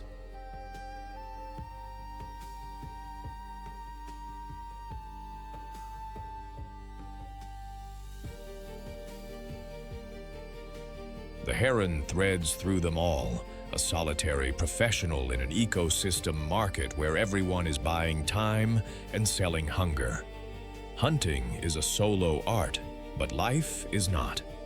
Gray herons often live in quite large colonies, noisy neighborhoods called heronries. They return to the same sites year after year, a loyalty that redraws the map of the sky each season. Courtship begins with the male calling, rasping, insistent, then offering sticks like gifts that could build a future.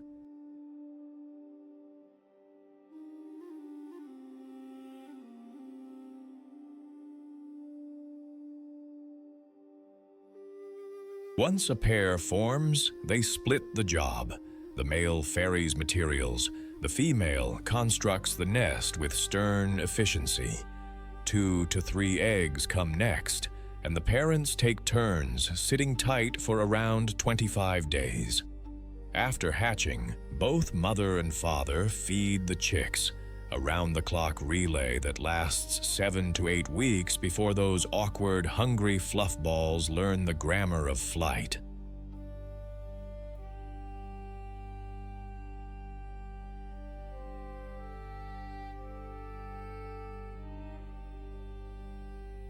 Colonies bring safety in numbers and the usual drama, squabbles over a good branch, alarm calls rippling like wind through canopies. But in a landscape that can dry, flood, or empty overnight with migration, neighbors are a survival strategy.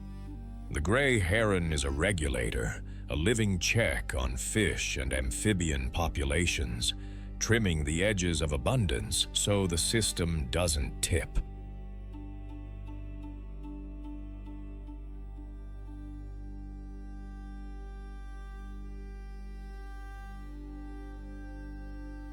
Its flexible diet buffers it against change, and that lightning-strike neck turns shallow water into a feeding ground few can match.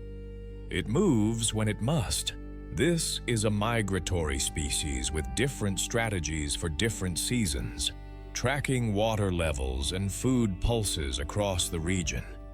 Around it, cormorants churn deeper channels, gulls clean the margins, stilts thread the mud, pieces of one wetland engine that needs all its gears aligned.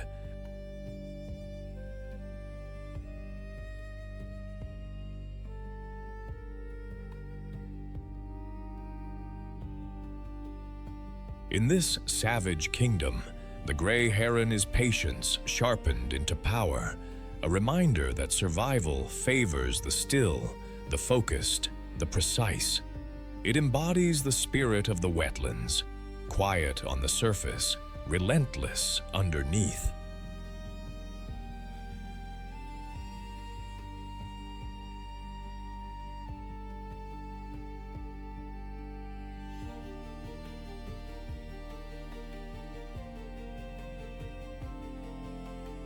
Under a white, hot sun, a tiny silhouette rises on tiptoe, tail like a flagpole, eyes scanning every angle.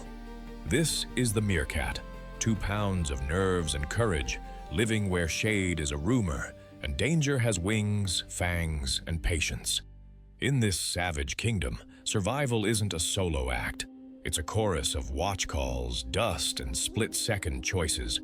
Meet the meerkat, suricata suricata, of southern Africa's open savannas and deserts, the Kalahari and Namib.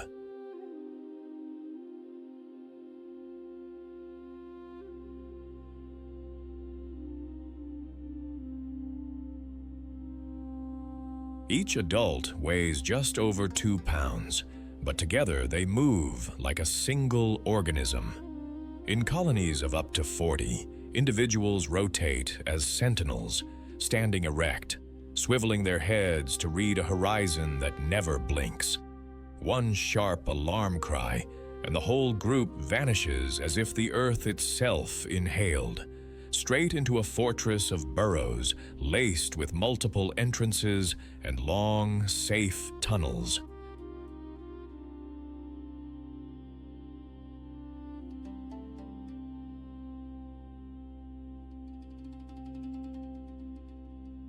Painted in sandy browns with charcoal eye patches, the meerkat wears desert camouflage perfected by evolution.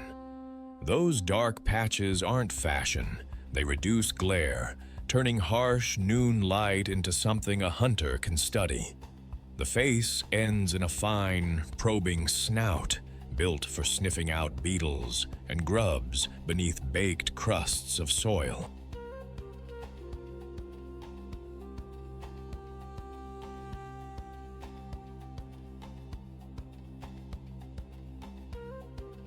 Along the back, faint stripes break up the body's outline, while the long, slender tail acts like a balancing rod and a little punctuation mark that says, "Yes, I'm alert."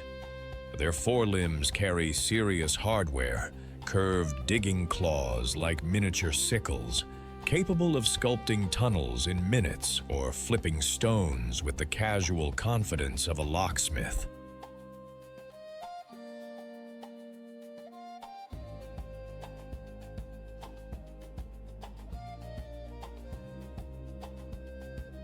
The belly, thinly furred and dark-skinned, is a solar panel. Mornings begin with a sun-bathing stance that warms chilled organs after a cold desert night. Ears can clamp shut when sand flies, and long lashes help keep grit out of those always watching eyes. Compact, light, and low to the ground, a meerkat can pivot and dive in a heartbeat, speed and design honed for a world that punishes hesitation. Meerkats are daylight specialists.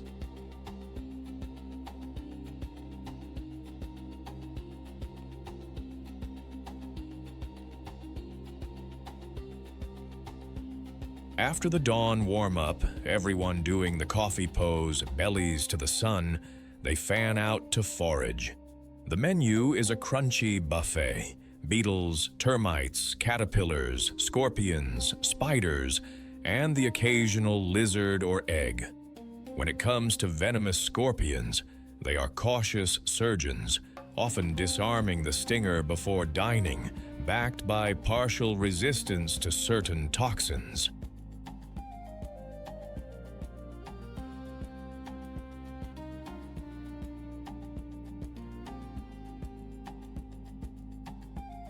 One animal climbs a mound to take sentry duty, scanning for aerial assassins like buzzards and martial eagles, or ground threats like jackals and snakes.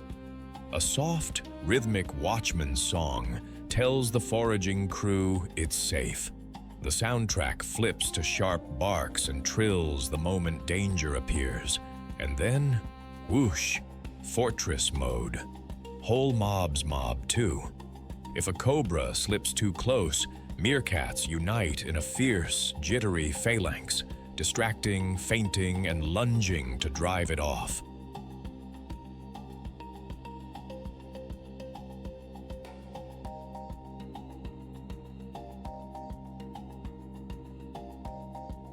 They groom to cement bonds, dust bathe to evict parasites, and keep moving. In a landscape that offers no pantry and no promises, every day is a fresh roll of the dice. A meerkat colony, often called a mob or gang, is a masterclass in cooperative living. Typically, a dominant breeding pair leads, and the rest help raise the young, babysitting at the burrow, carrying pups, and even feeding them with hunted prey.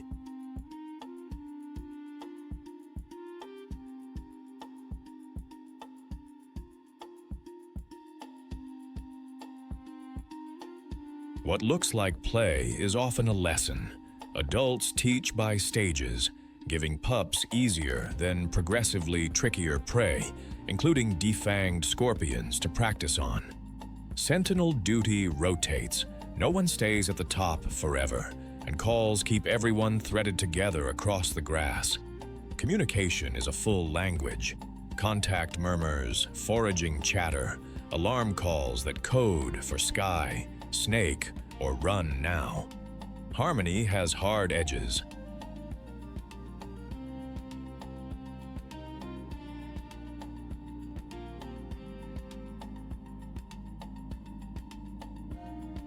Rival mobs clash in roaring, tail-flagging scrums, and subordinates may be evicted in lean times. But when pups squeak, the village rallies.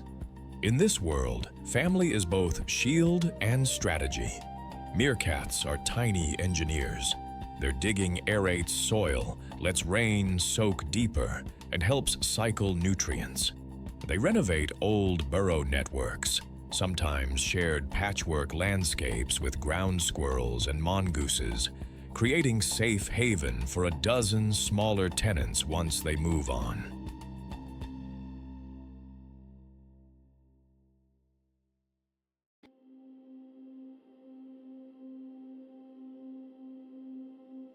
They thin out insects and even dangerous scorpions, subtly steering the food web while serving as prey for eagles, snakes, and jackals.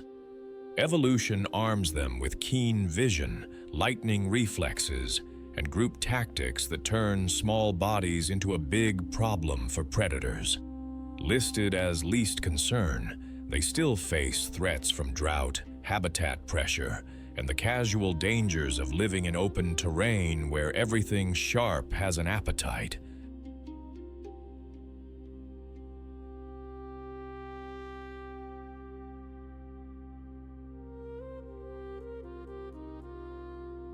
The meerkat is proof that in a savage kingdom, courage scales to size when it stands on many feet.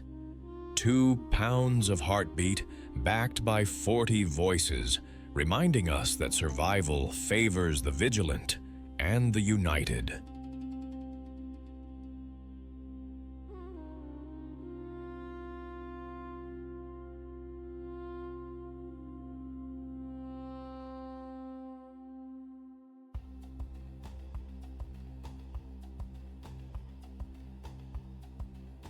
Heat shimmers over the grass, and a living tank rolls out of the haze.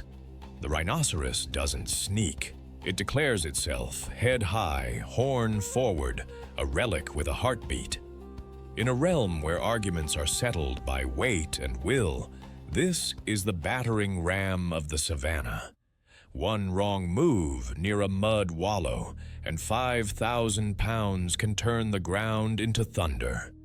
Meet the rhinoceros of the African savannah, most commonly the southern white rhino across bushveld and open grasslands.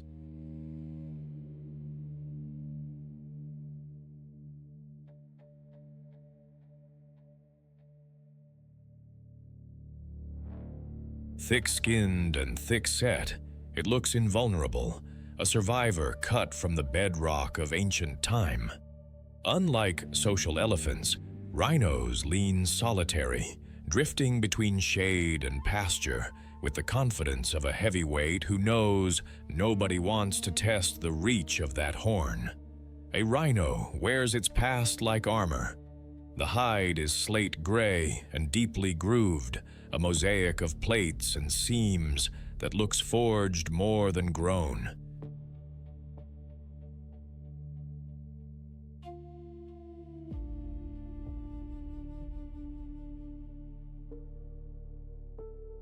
Up close, you see the details: scarred skin polished by mud, a dusting of pale soil that acts like natural sunscreen, and a horn sculpted from keratin, the same protein as our hair and nails. That horn can grow astonishingly long, up to about 5 feet in exceptional cases, tapered like a spear and anchored by dense fibers that absorb and deliver force.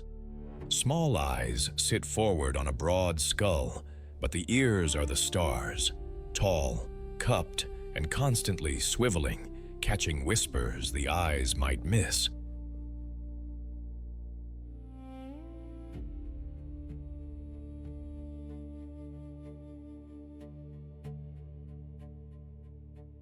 The square, wide mouth tells you its profession: grazer. A white rhino's broad lips skim lawns of short grass like a living mower, while heavy, splayed toes spread its weight across soft ground. Everything here is function. The barrel chest holds lungs that feed sudden power. The neck is a pulley system of muscle, raising and driving that horn. In a world of tooth and claw, the rhino chose a different path: armor, leverage, and a terrible, undeniable shove. Despite the bulk, this giant runs.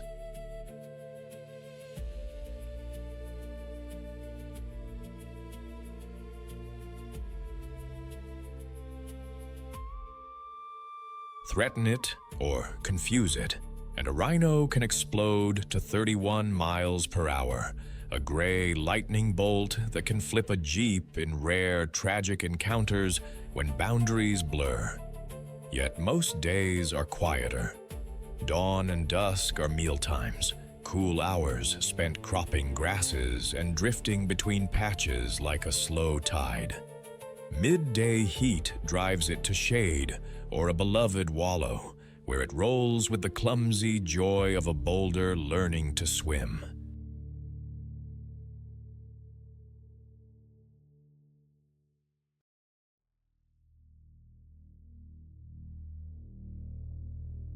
That mud suit is multi-tool and miracle. Cooling system, parasite shield, sunblock, even a social cologne when dried flakes carry a scent signature down the breeze. Vision is modest. A rhino might not notice you until you shuffle or speak. Smell is its superpower. It reads paths like a newspaper: who passed, how long ago, what they ate. Dung middens mark territory and broadcast status, a communal message board where every deposit means something.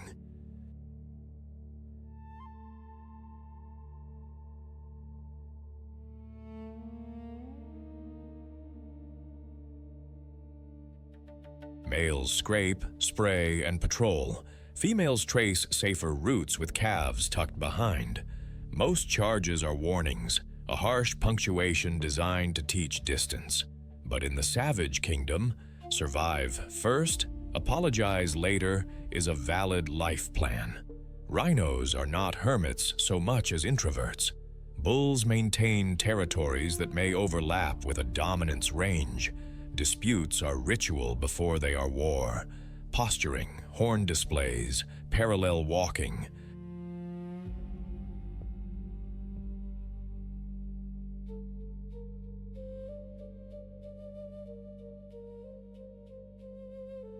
When it escalates, horn meets horn, and the hide earns its keep. Cows are more tolerant, sometimes forming loose crashes, especially around rich grazing or reliable water. Motherhood is fierce and tender.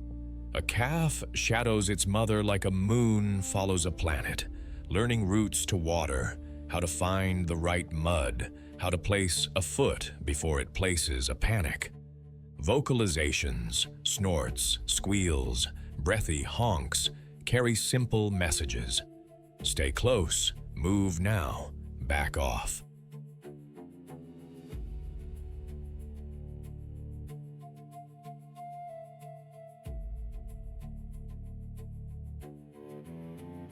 Oxpeckers ride shotgun, plucking ticks and sounding alarms with chattering calls. Predators rarely test an adult, but hyenas or big cats may risk a calf. That's when a 5,000-pound rebuttal ends the debate. As megagrazers, white rhinos manicure grasslands, keeping swards short and nutritious for antelope, zebra, and even young buffalo. Their trails channel rain, their middens fertilize, and their wallows become seasonal ponds where frogs sing and birds congregate.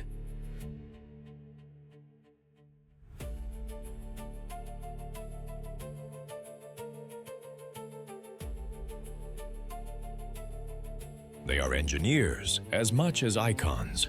Evolution armed them with keratin weaponry, swivel ear radar, and a metabolism tuned to bulk forage, perfect for open savannah.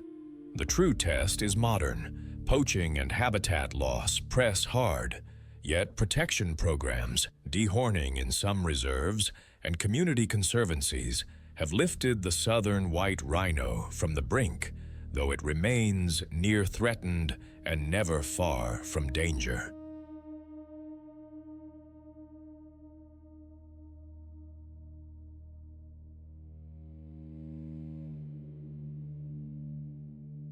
In a land where survival writes the rules in dust and hoofprints, the rhinoceros is both fortress and flame, ancient, stubborn, and astonishingly alive.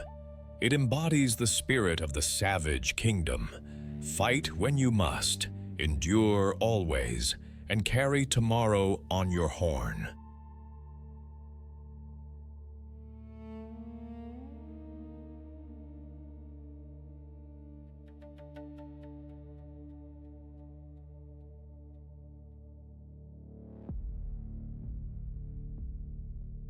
In the cold blue corridors of the North Pacific, a giant draws a perfect circle of bubbles, and a school of fish suddenly finds the walls closing in. This is the ocean's savage kingdom, where power is measured in lungs, leverage, and the patience to strike at the right second. One moment, the sea is calm. The next, a mouth the size of a garage door erupts from below and turns silence into spray.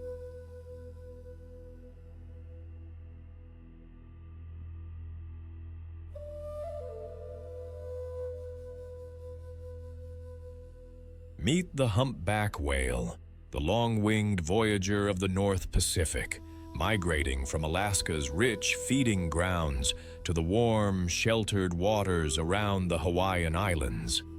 It's a baleen whale, one of the great filter feeders, cousin to the blue whale and kin to the toothed hunters like orcas and sperm whales.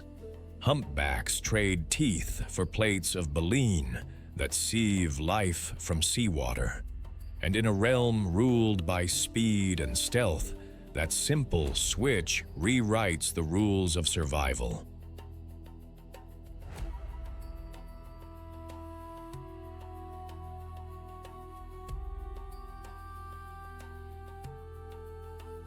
Up close, the humpback looks like a living sculpture carved by tides. Adults stretch to around 49 feet and can weigh up to 88,000 pounds. Cloaked in charcoal black and slate gray, splashed with white like frost on basalt. Along the jawline and rostrum, knobbly tubercles stud the skin, each a sensory bump with a single whisker-like hair to feel the water's whispers.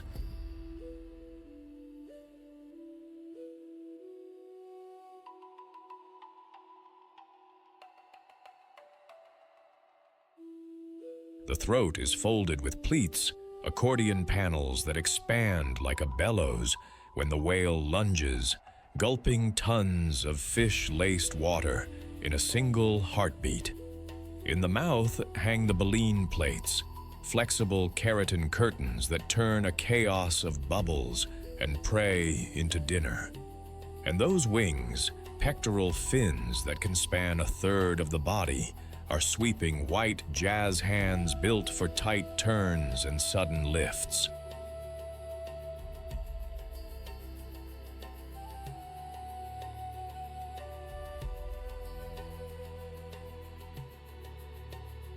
The tail, broad and notched like a banner, is unique to each whale.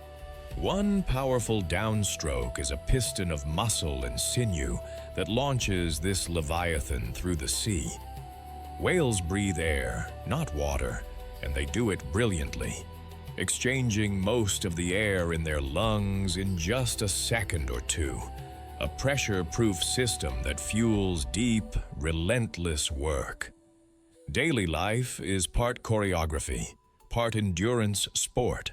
On feeding grounds, humpbacks are bubble architects.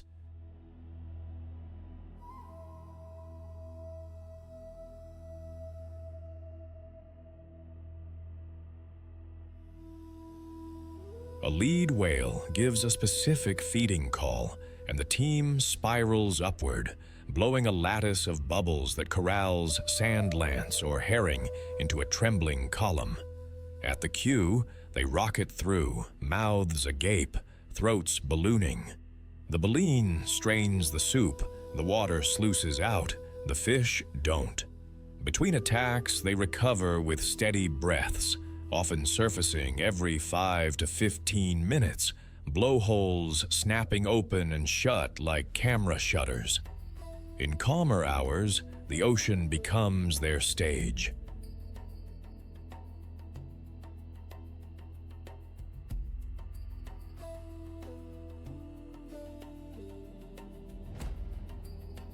Breaches detonate the surface.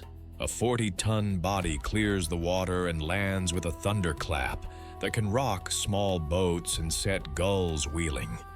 Tail slaps crack across the bay like punctuation marks. And then there are the songs, long, evolving melodies that can last hours, different dialects in different regions, rising from winter-breeding waters off Hawaii like a chorus under the stars.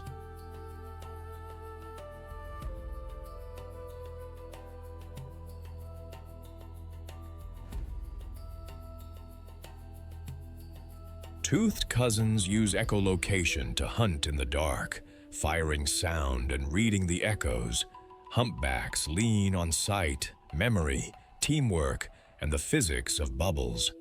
Socially, humpbacks are flexible. On feeding grounds, they form temporary alliances, bubble net crews that disband as quickly as they form.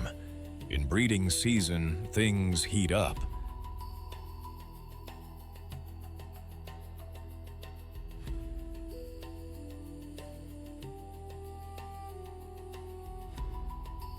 Males sing and posture.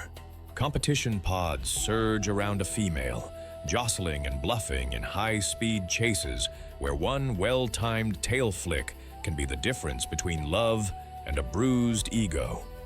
Females carry a single calf after an 11 to 12-month gestation. Calves are born into warm, quiet bays, tucked against the mother's flank as if glued there by instinct.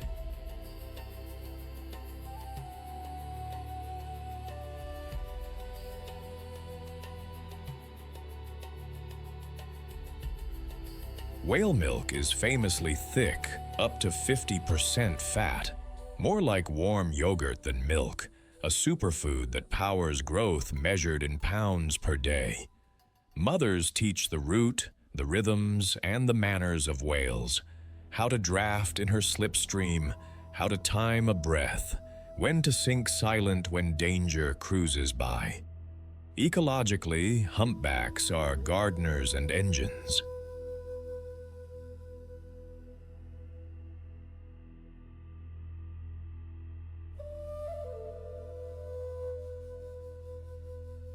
Their movements stir nutrients.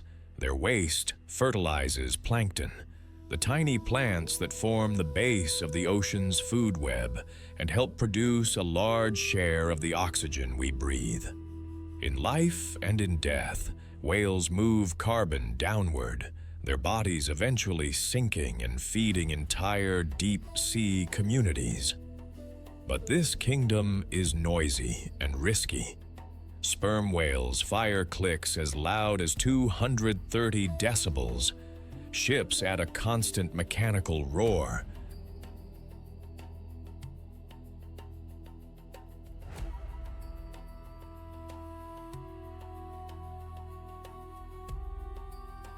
Noise can mask songs, tangle conversations, and fray the delicate choreography of feeding.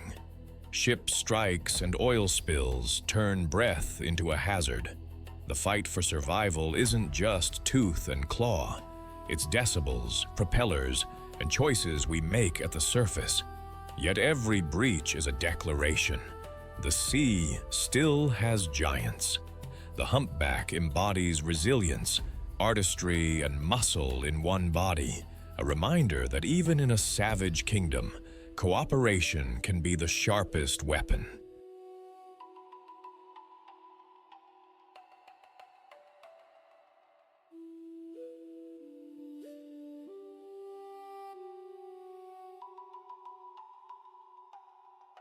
Twilight slides over the savannah, and a slim shadow glides in on silent paws. Ears up like twin satellite dishes, the black-backed jackal listens to the ground as much as the air.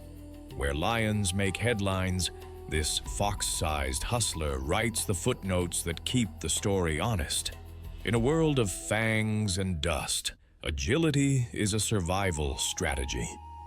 Meet the black-backed jackal of eastern and southern Africa, a discreet but relentless opportunist weighing around 17 to 22 pounds.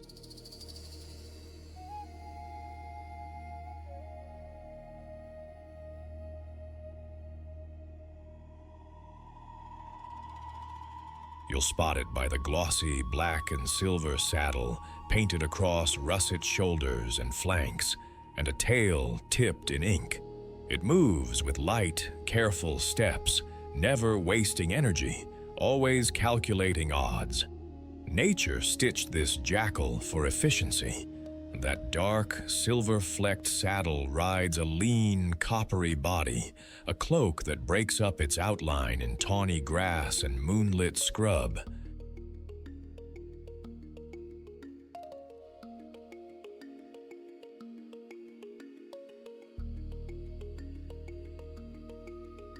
The face is needle-fine, the muzzle narrow, built for precise work, nipping rodents, prying at shells, stripping morsels from bone. Large, triangular ears crown the head, radar at the ready. They pivot independently, scanning for the tick-tick of beetles or the tiny scrapes of a burrowing mouse.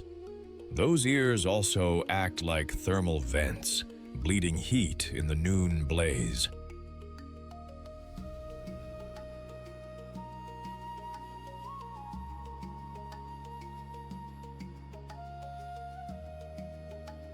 Long legs lift the body above seed heads and prickles, and the paws are tough, sure-footed, happy over sand, stubble, or the packed earth of game trails.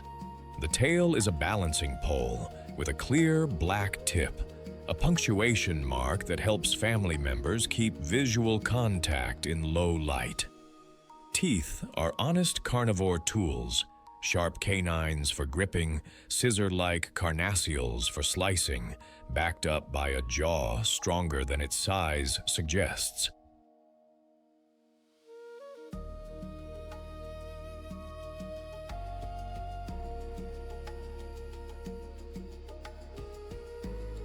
The coat is coarse but practical, easy to maintain, slow to snag, a color palette matched to dust and dusk. Put together, the jackal is evolution's economy model, durable, low consumption, surprisingly fast off the line when it needs to be. Jackals live by a simple rule: take what the land offers, and don't be shy about seconds.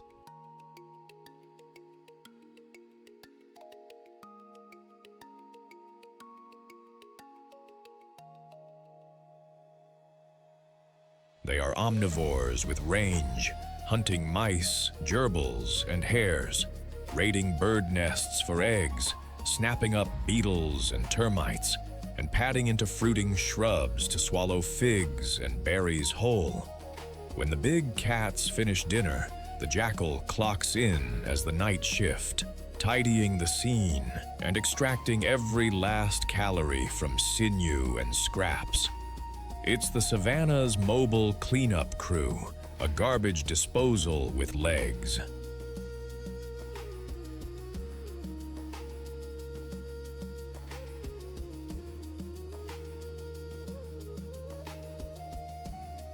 Activity peaks in the cool hours, dawn's first blue, and evening's last gold. But jackals are flexible.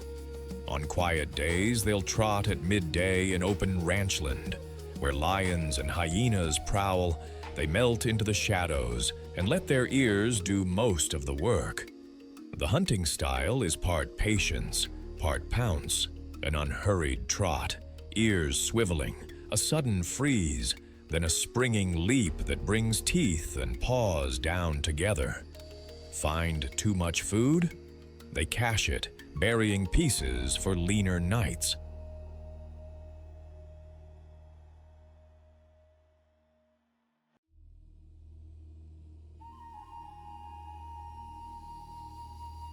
Voice matters here too. Pairs duet in sharp yips and long, quivering howls that say, "Home's taken, move along." At the campfire edges of human life, a jackal might ghost through for peelings or spilled grain, as adaptable as any city superhero wearing a cape of dust. Despite the solo mystique, black-backed jackals are team players where it counts. Most live as monogamous pairs that defend a territory with scent posts, scat sign, and those unmistakable yip howls.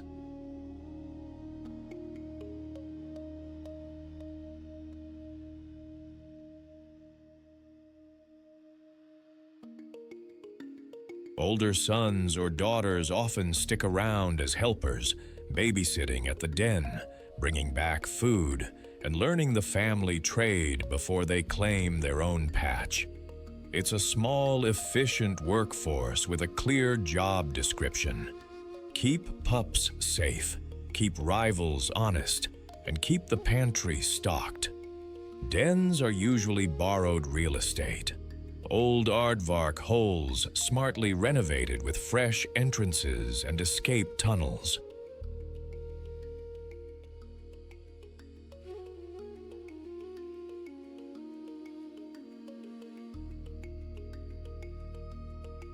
Pups arrive after roughly 2 months of gestation, bundles of dark fuzz that grow into swift, copper-backed shadows by the time the rains turn grass into walls.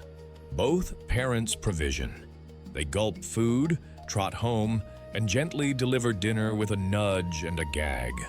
At carcasses, jackals play chess, not checkers, feinting in, dodging hyena shoulders, snatching a prize and vanishing. With African wild dogs, they keep their distance. With lions, they read the wind and the whiskers and wait.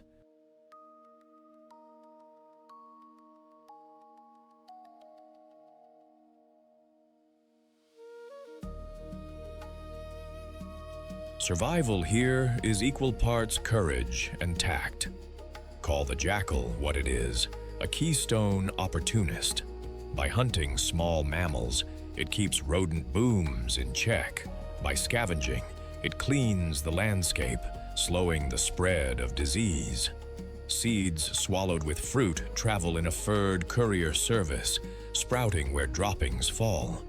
This nimble mesopredator has thrived alongside giants by being everything the giants are not. Quick to adapt, quick to move, quick to change plans.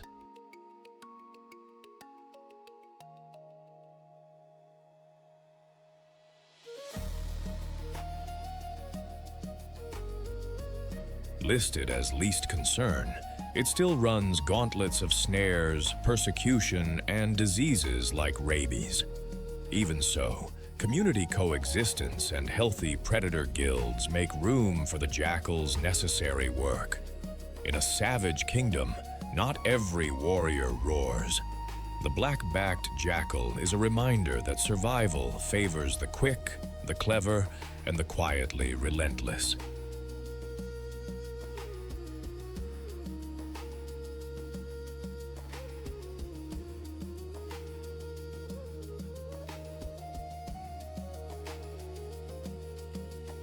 Dusk cools the savannah, and a shadow begins to move.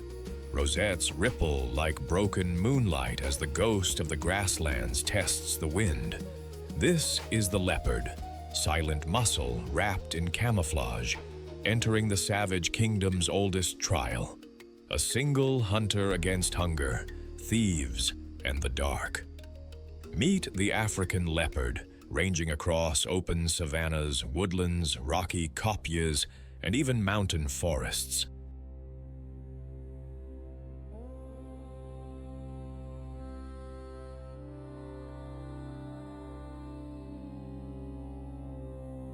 Compact yet powerful, an adult here often weighs around 130 pounds, a perfect balance of strength and agility. Where lions rule by noise and numbers, the leopard rules by silence. It survives not by being seen, but by making sure it isn't. Painted by nature in rose-shaped spots, the leopard wears a coat that breaks its outline into light and shadow, a living patchwork that disappears under acacia dapple and on granite ledges.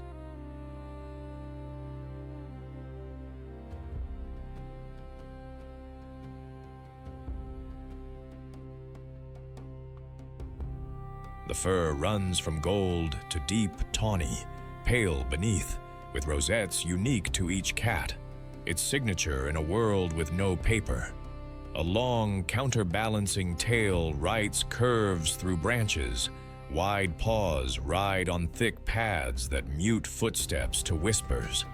The shoulders and neck are sculpted like coiled springs, built to hoist heavy prizes into the treetops.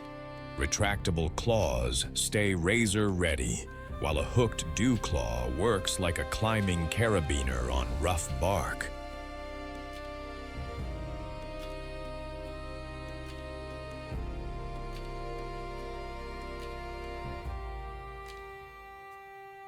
Forward-facing eyes catch faint starlight thanks to a reflective tapetum lucidum.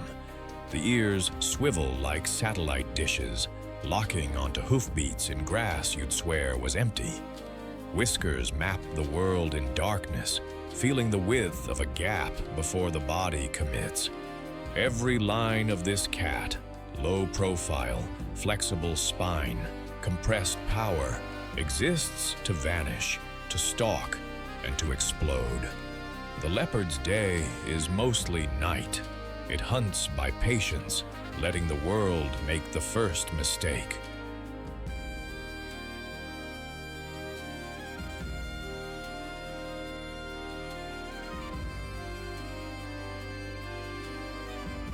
A glance becomes a plan.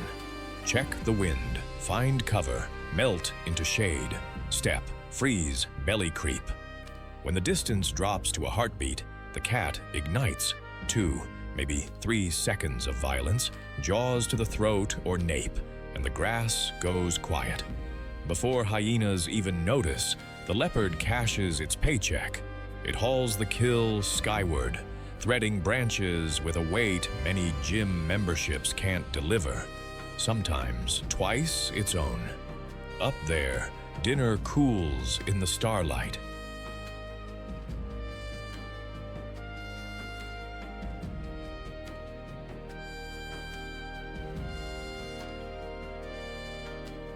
The menu is long. Impala, warthog, young zebra, guinea fowl, even fish and monkeys if the opportunity smiles. Daylight hours are for shade on a ledge, a forked branch, or deep thicket, ribs rising slow, ears on duty. Between hunts, it patrols the mental map, game trails, water, bottlenecks, refreshing scent marks on tree trunks with urine and claw scrapes. Voice is rare, but unmistakable. A rasping, sawing call that sounds like a tree being cut. Here, it says, without ever showing a face.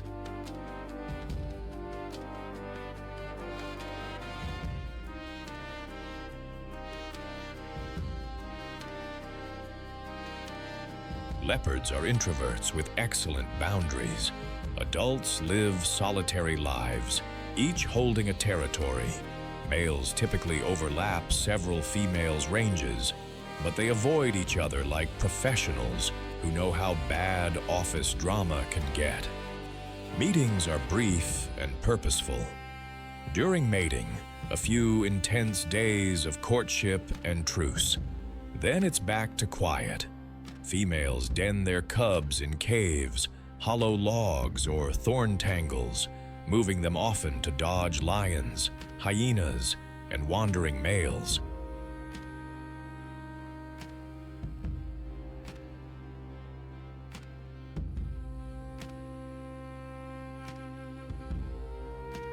Cubs nurse and learn by play.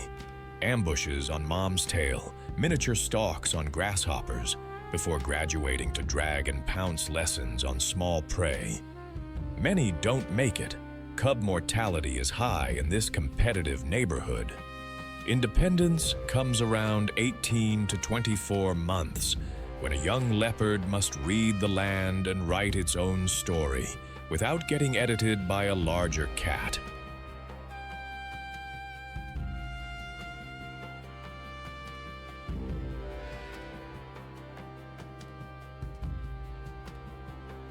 Communication remains subtle. Scent, scrapes, and that saw-like cough are the living notices on this invisible bulletin board. As a versatile apex mesopredator, the leopard shapes the savannah from the shadows.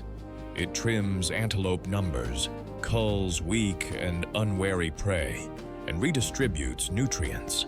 Carcasses cached in trees feed insects and scavenging birds below.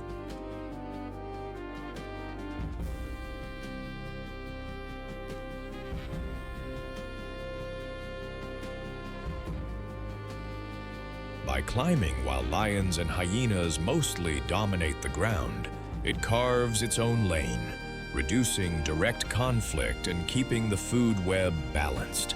Its genius is adaptability. From humid forests to highland rocks, even skirting the edges of farms, it adjusts diet and schedule like a seasoned survivor. Yet snares, habitat loss, and poisoning still cut deep. The species is listed as vulnerable on the IUCN Red List, a reminder that even masters of concealment can't hide from shrinking wilds.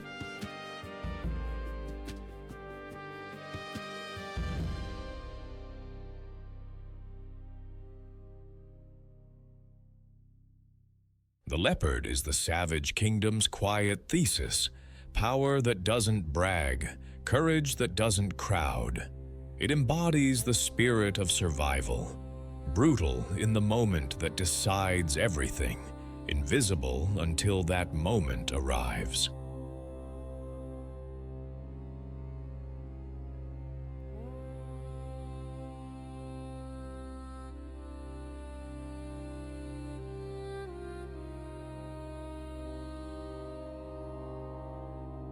Dawn paints the savannah in gold, and the ground itself seems to hum.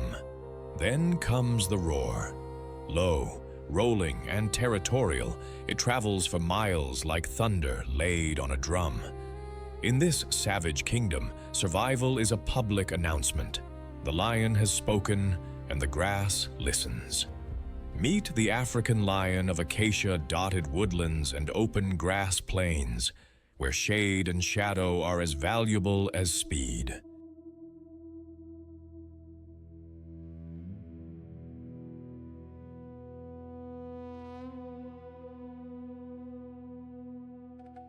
The males carry a dark, armor-like mane. The lionesses, sleeker and lighter, are the architects of the hunt. This is the one big cat that chose teamwork over stealth alone, and it built an empire out of cooperation. An adult male stands nearly 4 feet at the shoulder and can weigh around 420 pounds. A muscular monarch sculpted by evolution for close-range power.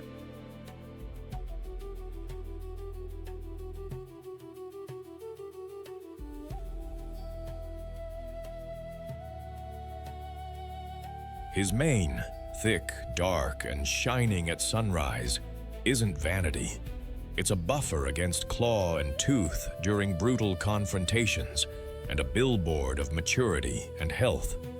A tawny coat, painted in sand and dusk, melts into dry grass, camouflaging the approach that ends in a sudden, explosive sprint. Huge paws ride on shock-absorbing pads, with retractable claws like hidden cutlasses. The dew claw acts as a hooked anchor. The canine teeth crush windpipes, and a sandpaper tongue rasps meat from bone.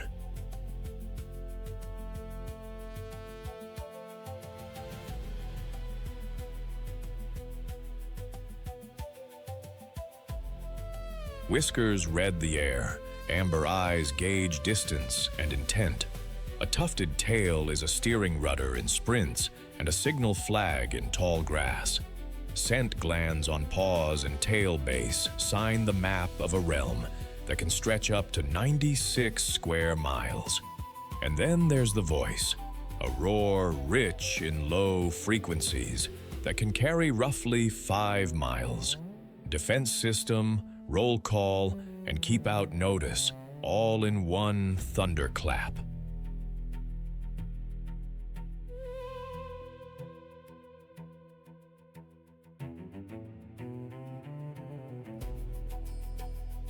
Lionesses are the pride's elite strike team, providing up to 90% of the meals. They prefer the cool bookends of the day, night and early morning, when endurance and planning beat raw speed. A semicircle forms, each cat using bushes as stepping stones, reading the wind, watching for any flick of an ear from zebras or wildebeest. One lioness edges forward to split a target from the herd. Silence stretches. Then it snaps. The chase erupts.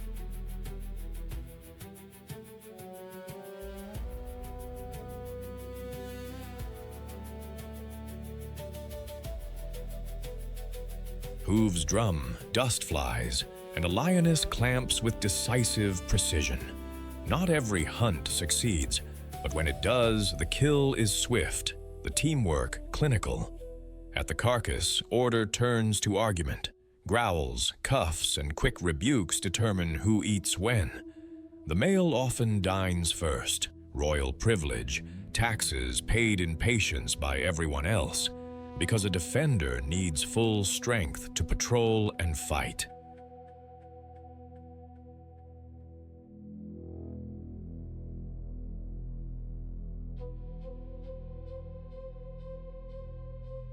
After feeding, lions rest hard, then patrol the borders, rubbing, scraping, spraying, and roaring, the nightly maintenance of a living fortress. Drought shortens tempers and stretches distances. Hyenas at the edge can force a retreat, a regroup, or a reminder roar that resets the neighborhood. A pride is family with an edge. Adult females, mothers, sisters, daughters, raise cubs together, nurse communally, and coordinate hunts with practiced choreography.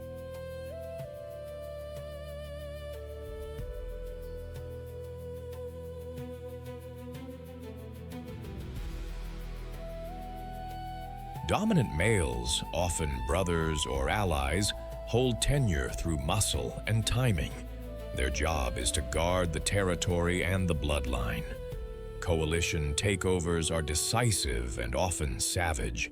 New rulers may kill the previous leader's cubs. Brutal, yes, but biologically strategic, resetting the breeding clock for their genes. Cubhood is play with a purpose. Stalking, pouncing, and mock battles that wire the nervous system for future work.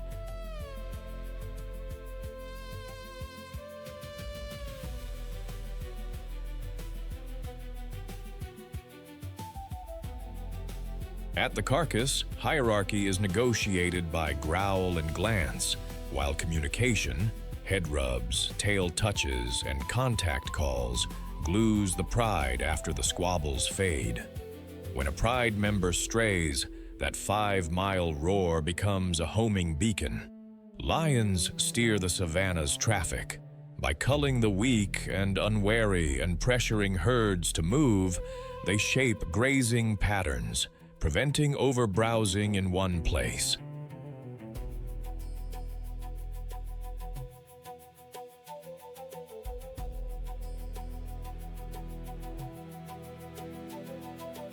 Their kills feed a guild of scavengers, from hyenas and jackals to vultures, so energy moves cleanly through the system. Competition with hyenas sharpens strategy on both sides, a constant arms race of wits and numbers. Listed as vulnerable, lions face shrinking habitat, conflict with people, and prey declines during droughts. Yet where corridors are protected and communities benefit from conservation, this kingdom still roars.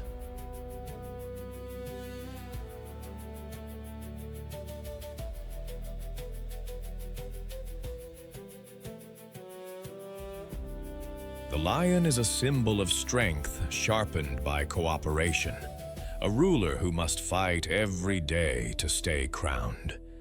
In this savage kingdom, survival isn't promised. It's earned, breath by breath, roar by roar.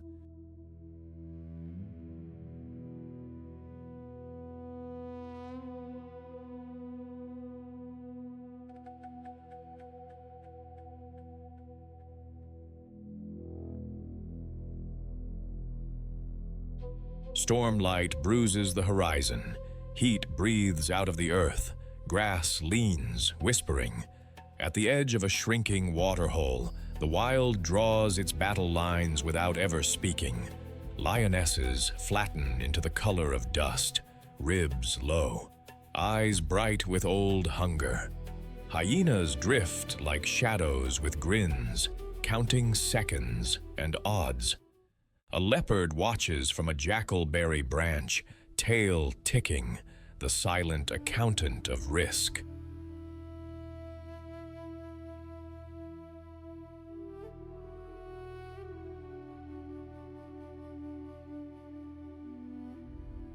Wild dogs stretch, ears tuned to every rustle, a chorus ready to break into a sprint. Zebra and wildebeest hesitate on the cracked shore, hooves drumming indecision. In the shallows, logs are not logs. Crocodiles hold the stillness like a blade. The first zebra steps. The water loosens with muddy sighs. A croc erupts. Spray, teeth, panic. The herd explodes backward, black and white thunder, finding dry ground as one.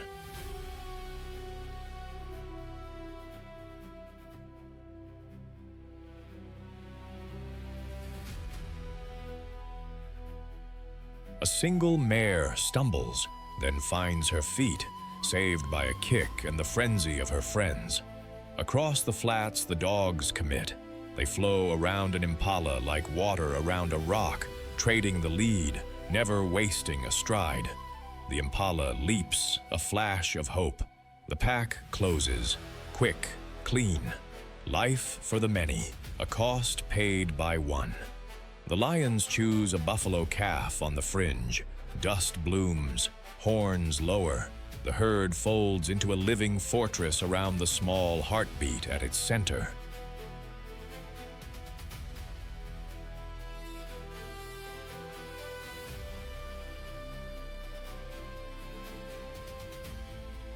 A lioness catches a shoulder, is thrown, recovers, tries again. Bulls charge with the gravity of trains. Hyenas hover, ready to write a different ending if anyone slips. Not tonight.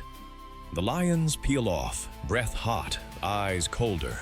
The calf lives because a wall with horns said so. Thunder walks closer. A fish eagle razors the sky with a cry. Vultures pinwheel, not ghouls, but cleaners, the final service crew of the savannah. The elephant matriarch arrives last, as if summoned by the storm.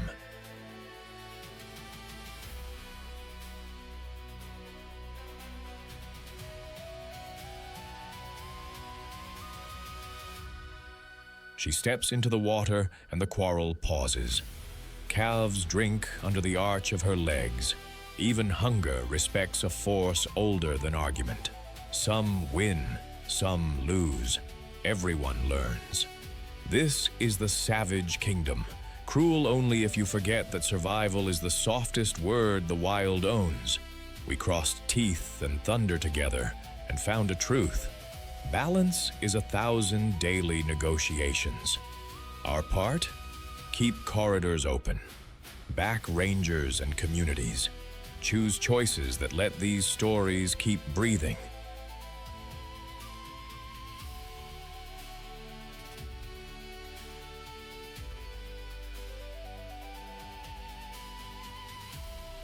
If this moved you, tap like, hit subscribe, and tell us in the comments where you're watching from and which showdown stunned you most.